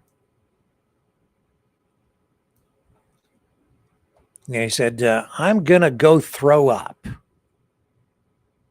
as he breaks down in tears. Right here. Show ya. I don't know if any of you watch Alex Jones. I haven't seen the clip myself, but I know that this is what's being reported. Let me share it with you. There we go. I'm going to go throw up. Alex Jones breaks down in tears while condemning Trump over Epstein cover-up. Bring some of this down off the screen. Conspiracy theorist, it says here on Mediaite. Alex Jones broke down in tears in a video of himself reacting to a new Trump administration memo about Jeffrey Epstein, asserting that a systematic review revealed no incriminating client list. There was also no credible evidence found that Epstein blackmailed prominent individuals as part of his actions. Continued the memo. We did not uncover evidence that could predicate an investigation against uncharged third parties. After speculating that FBI Director Kash Patel and Deputy Director Dan Bongino are being tortured when they toe the administration's line publicly, quote, I think you see them losing their souls on live TV. Jones became emotional. Well, I woke up this morning and turned my phone on, and there were hundreds of text messages saying, oh my God, the DOJ just put out a letter that I know you've all seen now, saying there is no Epstein client list. There never was any blackmail. operation. Epstein killed himself, and the investigation's closed. So everybody wants to know what I think. Well, I know what's going on. And so I'll tell you. Trump had two ways to go with all of this. He could prosecute all of these incredibly prominent people, household names, or they could use the information to blackmail the deep state. I've done deep research, have a lot of contacts, and know Trump's MO. And he's not into kids, he's not into being peed on, and Russian hotels, all that was lies. We now know from the CIA and Brennan and the very crew running the Epstein operation. But the reason that you are seeing this deep sixth is because the CIA with the Mossad and MI6 was running Epstein, and it was an official U.S. government operation, multinational. And it was the family business going back to Ghislaine Maxwell's dad, and that's all on record. So if Trump was to actually prosecute this, it would bring down the CIA. And so that's why you've had Comey, who controlled the files over at the FBI with the CIA, but on that end of the DOJ, having his daughter do all the main cover-ups, not just with the Epstein and Maxwell case, but obviously P. Diddy and the rest of it. So this is the swamp winning. The question is Trump's DOJ actually using this to control the deep state? Or are they just so overwhelmed by it, they are tapping out? Because, let me explain logic here. And from all obvious inside sources, we're the ones that broke with the FBI whistleblowers, O'Boyle and others, Seraphin, all of this that was first unfolding, 5 months ago when they were supposed to, have this 14 terabytes. They'd sent it out to the FBI field offices for investigation, and Pam Bondi went on Fox a bunch of times. So did some U.S. attorneys from New Jersey, and said, oh yeah, we've seen it, hundreds of new victims and videos and all this horrible stuff, kids being raped. Hundreds of new victims, we're going to be releasing it. So you wouldn't say all that if you were planning to cover it up from the beginning. So something has changed along the way, and it all points towards this being used to blackmail the deep state. I'm not endorsing it. I think clearly this is what Musk learned about a few months ago and looked like he aged 10 years overnight, looked completely freaked out. And then I think through conscience had to come out and say what he said. I mean, even people like Cat Turd, who is just the quintessential will not question anything in the Trump administration, is completely freaked out now. I mean, no one is buying this. Patrick McDavid's had really good breakdowns of it all. Jack Posobiec said, okay, so Ghislaine Maxwell is innocent because she was found guilty of sex trafficking. So how do you say there's no trafficking or blackmail or any of this? It's just absolute horseshit on its face, and it's a disaster. It's an absolute disaster. Trump is doing a lot of good, and obviously the deep state's trying to destroy me for supporting him. It's been hell, and a lot of good's happening. I'll say this. This is very, very painful and nauseating. I'm actually physically nauseated in the last 3 hours since I got up and just trying to collate this. And of course, I instantly knew what was happening when I saw the information. I've talked about the different scenarios here. Obviously, there's nothing the globalists wouldn't do to keep this from coming out. They've already tried to kill Trump repeatedly. Had they rolled over? I see a lot of signs that, Trump's pretty much in charge now. And so all evidence points towards them using the information to control the deep state. So meet the new boss, same as the old boss. The Who song won't get fooled again. But I'm going to say this in closing. I'll be covering it all today at 11 a.m. Central when my show kicks off at Infowars.com/show and on here on X and on radio stations across the country. We are seeing 96% reduction in smuggling of humans across the border. They have raided a lot of people. Got to defend Trump. Human traffickers. They have saved a lot of kids. It's in the federal filings, but they're little kids, so you don't see their names in the news. Mm-hmm. That's the way that works. I see. These are juveniles. That's, the hundreds and hundreds of thousands of missing kids, millions of kids total. And so I'm not throwing the baby out with the bathwater, but at the same time, the fact that, this is a key, the fact that they didn't just shut up about this, even though they were going to use it for blackmail, or it was too dangerous, seismically for the system to bring it out. And I'm not defending that. I'm saying that would be the thinking. You don't then have Kash Patel and Bongino like deer in the headlights, looking like they're hostages, saying, "Oh no, we've seen everything. There's nothing there. No, he killed himself." And put out this stupid video from outside the cell bay with cops dragging trash cans around, going, "Look, this proves he killed himself." You don't do all that unless it's part of a deal with the system that you've got to go out and say that so that you're not complicit in the lie. And that's why they look like they're being tortured, because I think both men have had integrity, and I think you see them losing their souls on live TV. This is going to be an unmitigated disaster. I don't know how they got Trump and the DOJ to do this, because the public is not buying it. No one is buying it. So I never saw any evidence of Trump involved in any of the stuff that came out. It was all fake, the fake Jane Does, all the crap, E. Jean Carroll, the crazy leftist cat lady, all of it.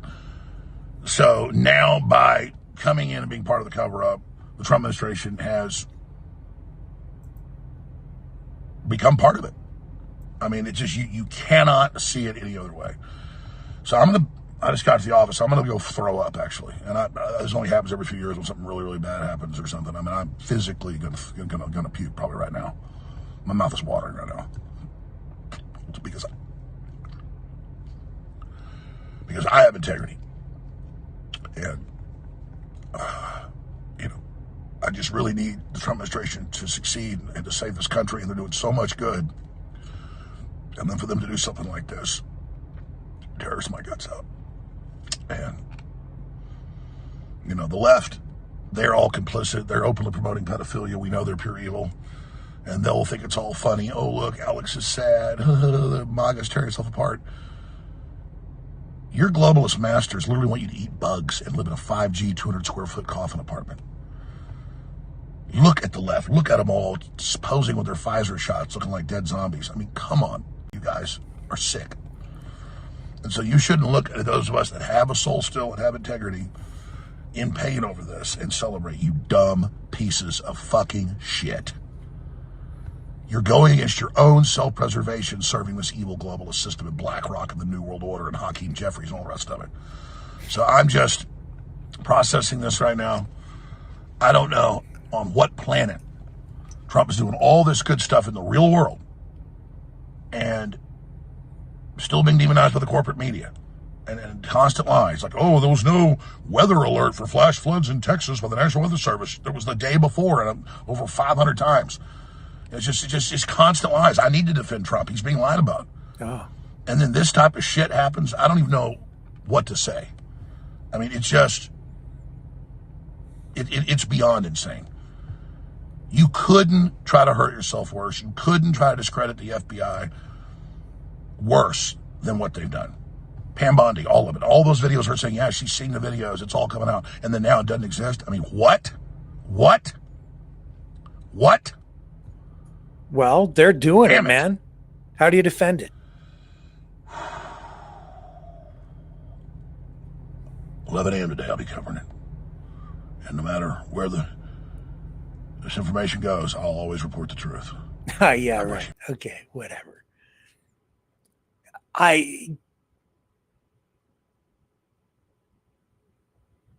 Over here, everything to see, folks. They're hiding it all. Now they're in charge, and it's nothing to see here, folks. It doesn't exist. I told you they were not going to be able to deliver on this. You can decide for yourself why. The reality is, in this Truspiracy episode, what is true is, I don't know. But they've lost credibility. Any way you slice it, Bongino, Kash Patel, Donald Trump, even Alex Jones, No credibility. None left. Why? Because they've made this prediction. They've said, they've made these accusations repeatedly. They've driven people crazy with this stuff. Very emotional, jacked up, right? Using it for political purposes to obtain power, to tear down the deep state. Now they're in charge. The client list now doesn't exist. Pam Bondi said she had it on her desk. Now Caroline Levitt saying, oh, no, well, she just meant all the files. No, she said specifically she had the client list on her desk. Did she? Or did she just want to so badly that she and was so convinced herself that this was a real thing that she had the client list? Now, that being said, in the release today, they're saying that they have thousands of hours of crimes involving pedophilia on videotape. So I believe that. I believe that they have video evidence of actual crimes being committed. But, you know, the key here is who's responsible, who was there, where's the client list? Even that being said, if you have thousands of hours of videos, well, then who's in the videos? Who's committing the crimes? Who has been held accountable? Who has been arrested? And as Elon Musk points out, 0 people. So am even I buying it? I'm not buying it. People went to that island. It was obviously a sex playground for the rich, famous, and powerful. And now suddenly, case closed, no arrests, no names. Name the names. And who's in charge? Trump and MAGA. And they're not doing anything about it. Doesn't that just steam you? I don't know. I don't know how you live with yourself after you do. But I guess some people just don't have a conscience or any ethics. Because if they were making these accusations and they were baseless, then they're guilty of doing something unethical on that side. If their accusations before were accurate, truthful, if they were right, and now they're in power, now they're lying, in which case they still have no credibility. Either way, they've lost all their credibility with me. You don't do that. You don't lie here and you don't lie there. But one way or another, they're lying about stuff. They're lying. They were lying before, or they're lying now. Either way, they were lying. And that ain't cool, because I had nothing I despise more than a liar. As you know, I don't like it when people lie. Getting it wrong, that's one thing. They could come out and say, I got it wrong. I guess that's kind of what they're saying. But you shouldn't have been making such... You shouldn't have been making accusations with that degree of confidence and telling people that you had the truth when maybe you didn't. Or if you did, then you need to be, you see what I'm saying? So they have no credibility. They were just not cool.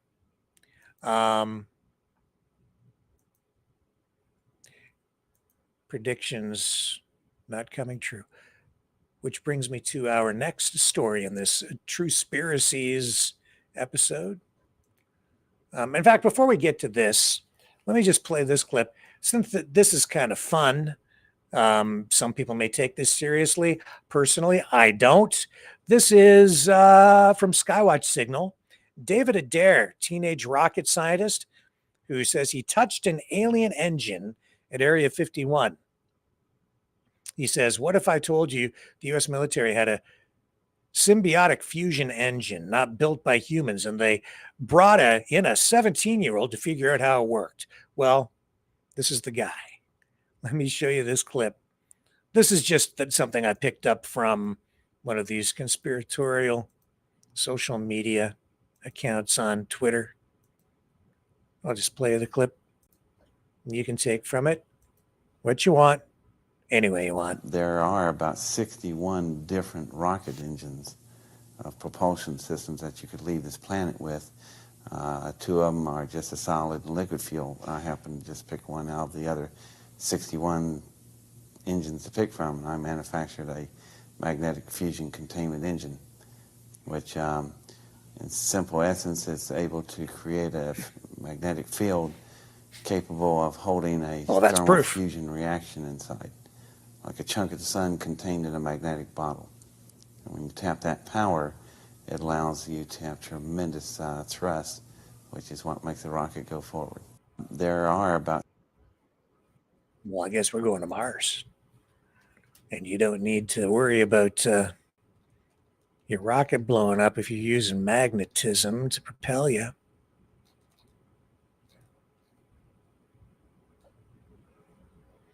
Here's what they were saying on Fox News, I guess. Here's Pam Bondi.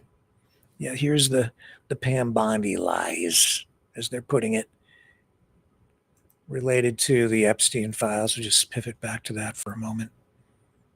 Okay, Pam, take it away. DOJ may be releasing the list of Jeffrey Epstein's clients. Will that really happen? It's sitting on my desk right now to review. That's been a directive by President Trump. I'm reviewing that. I'm reviewing JFK files, MLK files. That's all in the process of being reviewed because that was done at the directive of the president from all of these agencies. So have you seen anything that you said, oh my gosh? Not yet.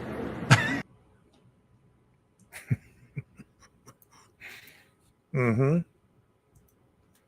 Not yet.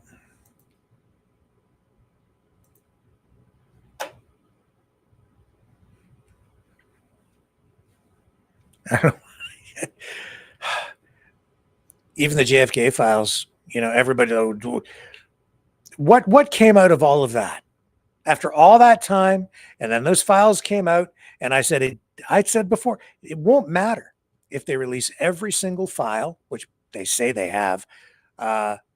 People won't believe it.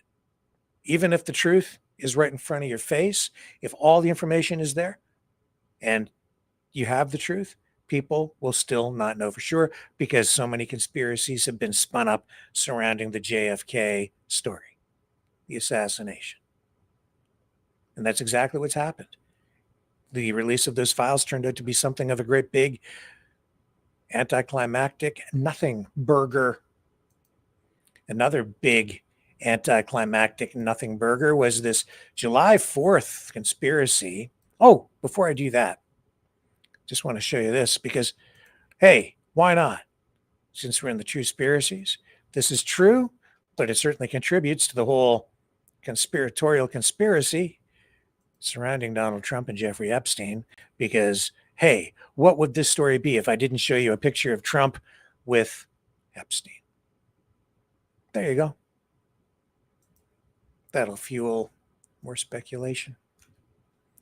Trump's been good at that especially since he came down that escalator. Now, you familiar with Dr. David Martin? Yeah, this guy made a big prediction. It's going back to July 4th. It was his prediction that he made before.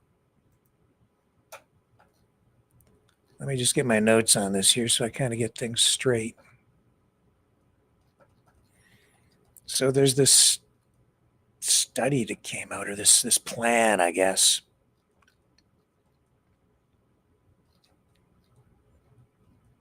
And he's really kind of discredited himself, and I would say even disgraced himself. Dr. David Martin. A lot of people followed this guy during the pandemic.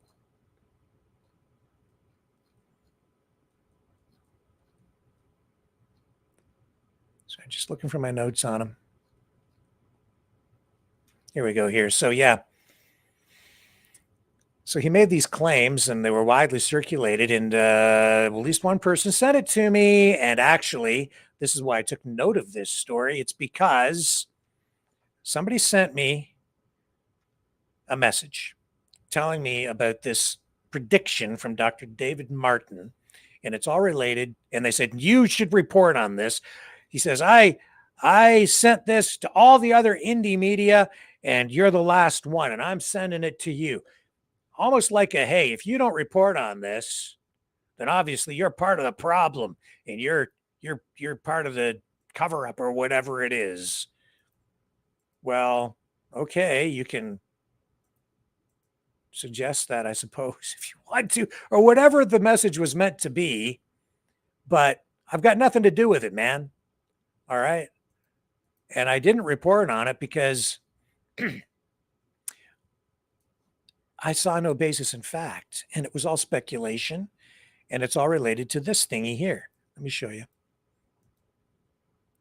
I've got it here for you now. This is the National Blueprint for Biodefense. There it is. Immediate action needed to defend against biological threats. So Dr. David Martin predicted a bioterror attack on July 4th, Independence Day of this year, claiming it would kill 280,000 Americans in a single day based on this bipartisan commission on biodefense, this report that I have up on the screen.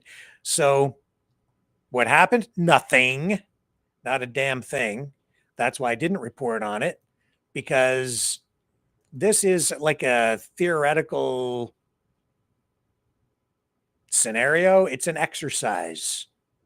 That's all this is, as they sort of prepare for the worst and hope for the best.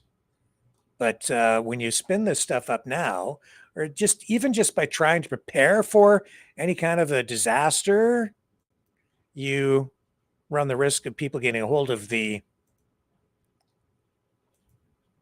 emergency plan and saying this is the plan, right? Because we've seen that with event 201, where the plan seemed to come true, and you can say, well, then that was the plan. Maybe it was, maybe it wasn't. There's a conspiracy, a true conspiracy. Well, let's bring up this here. This is Dr. David Martin making the prediction, which I did not report on because I just didn't want to fearmonger. There is a plan that involves the murder of 280,000 Americans on a single day. And the best part of it is they're going to blame a foreign actor for it, except for a tiny little problem. Yeah, if you hop down to page 9 of that National Blueprint for Biodefense, Seth, and highlight the first major paragraph under the U.S. House of Representatives. Let's go ahead, for the sake of everybody on here, make sure that we read it.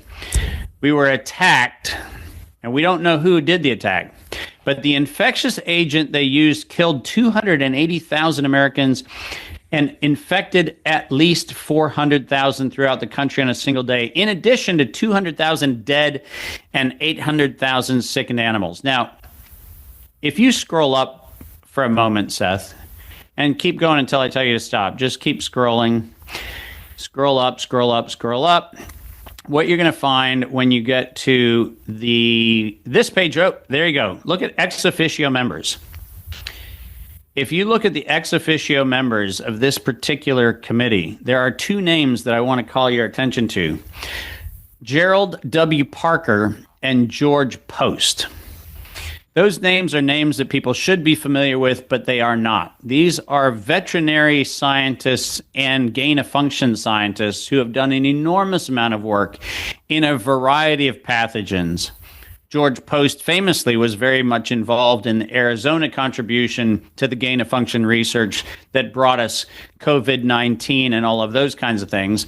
And here we have the same actors. In this case, we have the ability to go into their research and find out what kind of pathogen would go after humans and animals on the same day.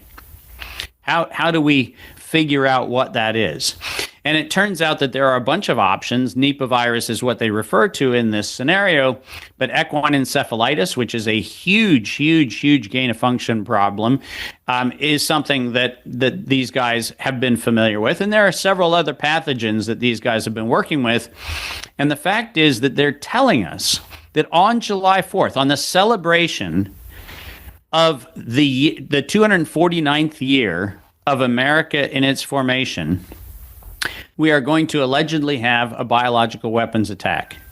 And do you realize, Seth, that not a single person in law enforcement, not a single person in the White House, not Bobby Kennedy at HHS, not a Tulsi Gabbard at the DNI, not a single person is actually taking an action to interdict the actors that I'm talking about.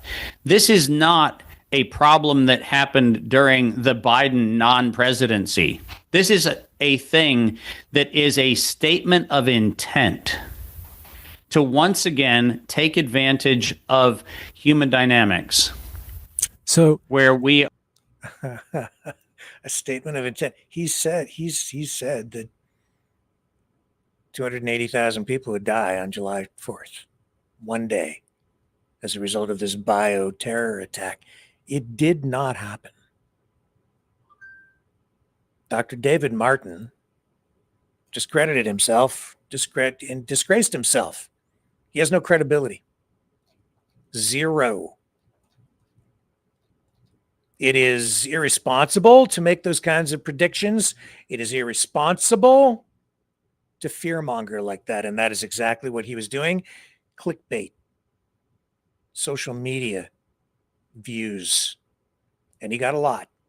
It did spread far and wide. Sent to me, Rick, you better report on this, or you're obviously part of the whatever, the deep state, whatever. I mean, literally, that's the tone that I kind of took from the message that was sent to me by the person who sent it to me, who shall remain nameless. But I think they are living in fear themselves. In fact, the people I'm finding who keep saying that, it's your government trying to kill you. It's those people over there using fear to control you. Those are the people who are using fear the most. I'm not saying the government doesn't use fear to control us. We certainly saw that during the pandemic. That was one of the tools they used to get people to get the thingy in the arm. But the people on the other side don't know they're the masters. You just don't realize it. Because when they're deflecting, you see, they're accusing the other side of doing that. So you don't realize that they're the ones doing it even more. Dr. David Martin, Dr. Doom, absolutely 100,000% wrong. And it's not the only thing he's been wrong about. He's been using fear to generate clicks, views for a long time. And now some of these people who enjoyed massive views during the pandemic, they're trying to remain relevant in some way. So that biodefense report, that is an emergency planning scenario. It doesn't mean they're going to do it to you. And Event 201, kind of weird, got to admit. But I've seen a lot of emergency plans, and I'll tell you this, the vast majority, almost all of them, frankly, during the pandemic, were thrown into the dustbin. They didn't follow the plans. That was the problem during the pandemic. They took the plans that normally would be used, where you would quarantine people or have people self-quarantine. If they became ill, you stay home. If you get the flu or COVID, that would have been the plan normally. You stay home, and if you're well, you can still go to work. That would have been the plan. But no, that's not what we did. They took those plans and threw them in the trash bin. And then they locked everybody down, including all the healthy people. Everybody's locked down. Everything stops. Well, except for those people in Costco and the marijuana store and the liquor store. It was crazy. And we all remember what we went through. But the last thing we need right now is more fear mongering and more BS. See, this is the thing. They didn't follow the emergency plans, not the real ones during the pandemic. They did the opposite. Everything was upside down, and everything has been upside down ever since. But this wasn't a plan, like not a real plan to do it to you. This was the scenario, and then they had the defense plan against it. No, it didn't happen July 4th. 280,000 people didn't die. And you can try to justify whatever he was trying to do there any way you want, but that's the prediction he made. That's what he said. And I even waited a few days. It's now July 7th. So we've, 3 days later, and still nothing. Nothing. So, yeah. Oddly, strangely, Dr. David Martin, you know what else he recently weighed in on and added his voice to, and the weight of his credibility? Oh, yeah, the ostrich farm story out in Edgewood, British Columbia. I'll be right back.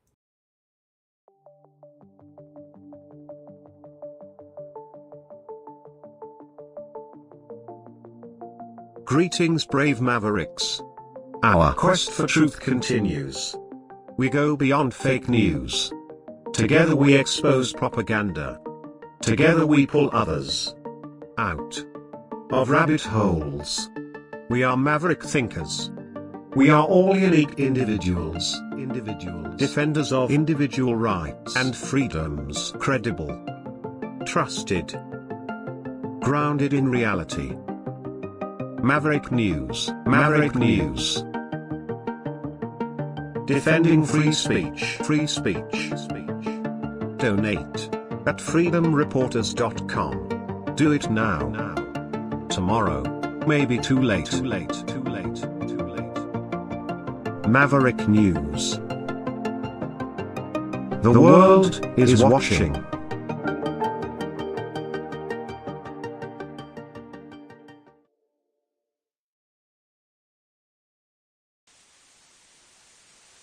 Someone very profoundly once said many years ago that if fascism ever comes to America, it'll come in the name of liberalism.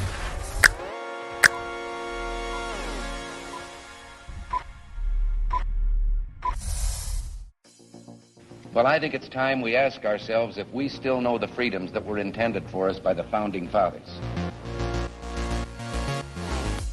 If we lose freedom here, there's no place to escape to. This is the last stand on earth. The entire world is watching. Every dictator, every crazy dictator in the world is watching.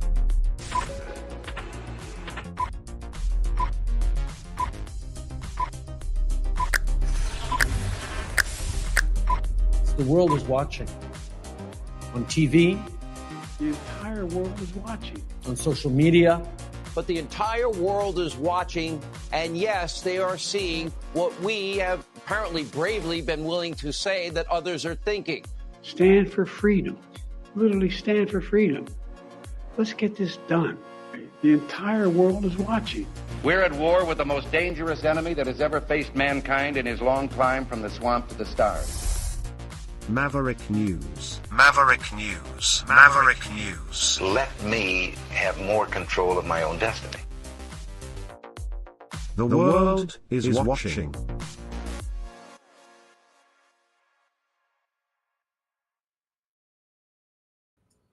All these true conspiracy stories make me long for the before times.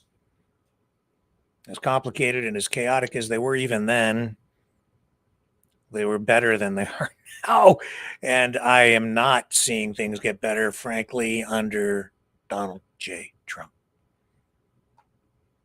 As I said before, during his first presidency, I thought there's something maybe Reagan-esque about Trump. Little less government, little lower taxes, maybe, fewer government regulations, maybe paving the way toward prosperity. And it seemed like the economy was getting better, but we certainly didn't have the tariff issue like we have now, tariff attacks, with Trump attacking every country in the world, as you heard tonight. And even with all his flaws, Ronald Reagan, I'll tell you, that guy seems today to be just way more mainstream, middle of the road, traditional kind of conservative to me. And I wonder, where's Ronald Reagan today? the Ronald Reagan. Where do we find a Ronald Reagan today to bring back the America that I remember?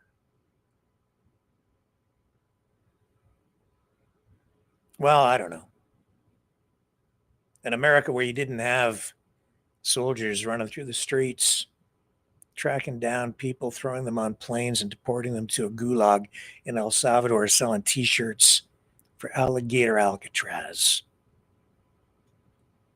mocking the suffering of people who are vulnerable. Maybe they're here illegally, maybe they deserve to be deported, but they're still human beings. I don't know. Reagan got some things wrong, also got a lot of things right. I'll leave you with this tonight. This throwback to Ronald Reagan. You can go to live in France, but you cannot become a Frenchman. You can go to live in Germany or Turkey or Japan, but you cannot become a German, a Turk, or Japanese. But anyone from any corner of the earth can come to live in America and become an American. Yes, the torch of Lady Liberty symbolizes our freedom and represents our heritage, the compact with our parents, our grandparents, and our ancestors. It is that lady who gives us our great and special place in the world. For it's the great life force of each generation of new Americans that guarantees that America's triumph shall continue unsurpassed into the next century and beyond. Other countries may seek to compete with us, but in one vital area, as a beacon of freedom and opportunity that draws the people of the world, no country on earth comes close.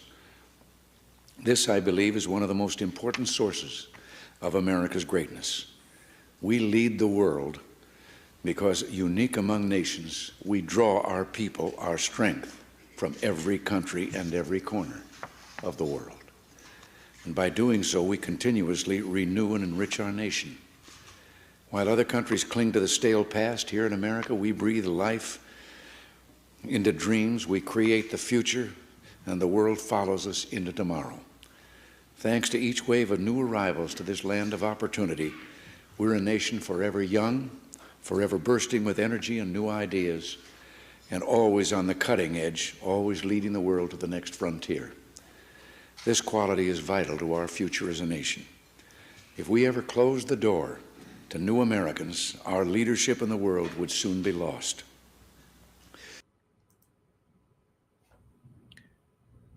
Here's to bringing back America. Love you guys. See you tomorrow night, 7 p.m. Eastern. On the flip side.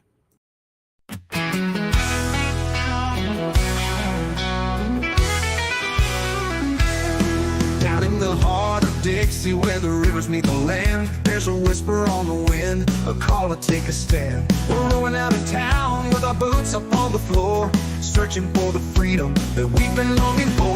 We're riding on the open road with the stars as a guide, restoring pride in America with every mile we ride.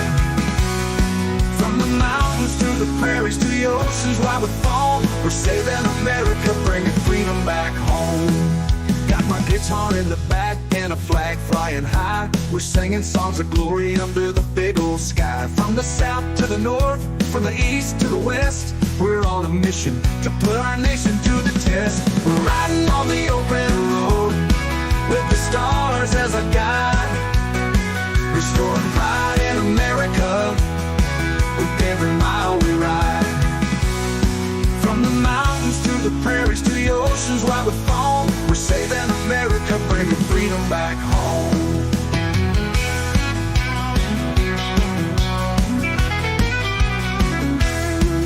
There's a fire in our hearts, a flame that won't die. We're the sons and daughters of the red, white, and sky. But every mile we travel with our boots up on the floor, we're healing the land and making freedom ring. We've seen the cities, we've felt the country's pain, but we're not giving up, we've got so much to gain. With our hands on the wheel and our eyes on the prize, we're gonna lift this nation back to the skies. We're riding on the open road with with the stars as a guide, restoring pride in America with every mile we ride. From the mountains to the prairies to the oceans while we foam, we're saving America, bringing freedom back home. So here's to the journey, here's to the fight for the land of the free and the home of the light. With our boots on the ground and our hearts in the sky, we'll keep on rolling till freedom never dies.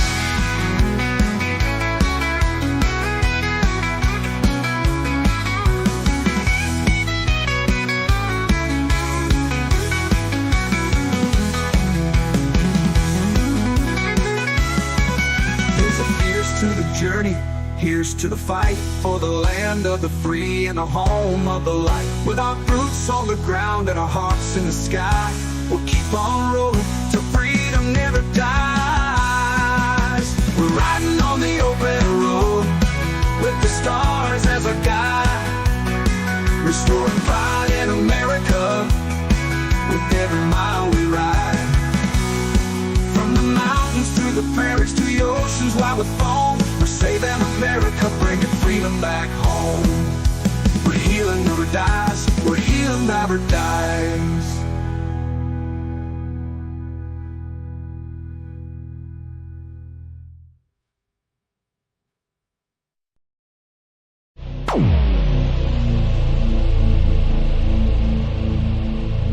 This has been a Maverick Multimedia production.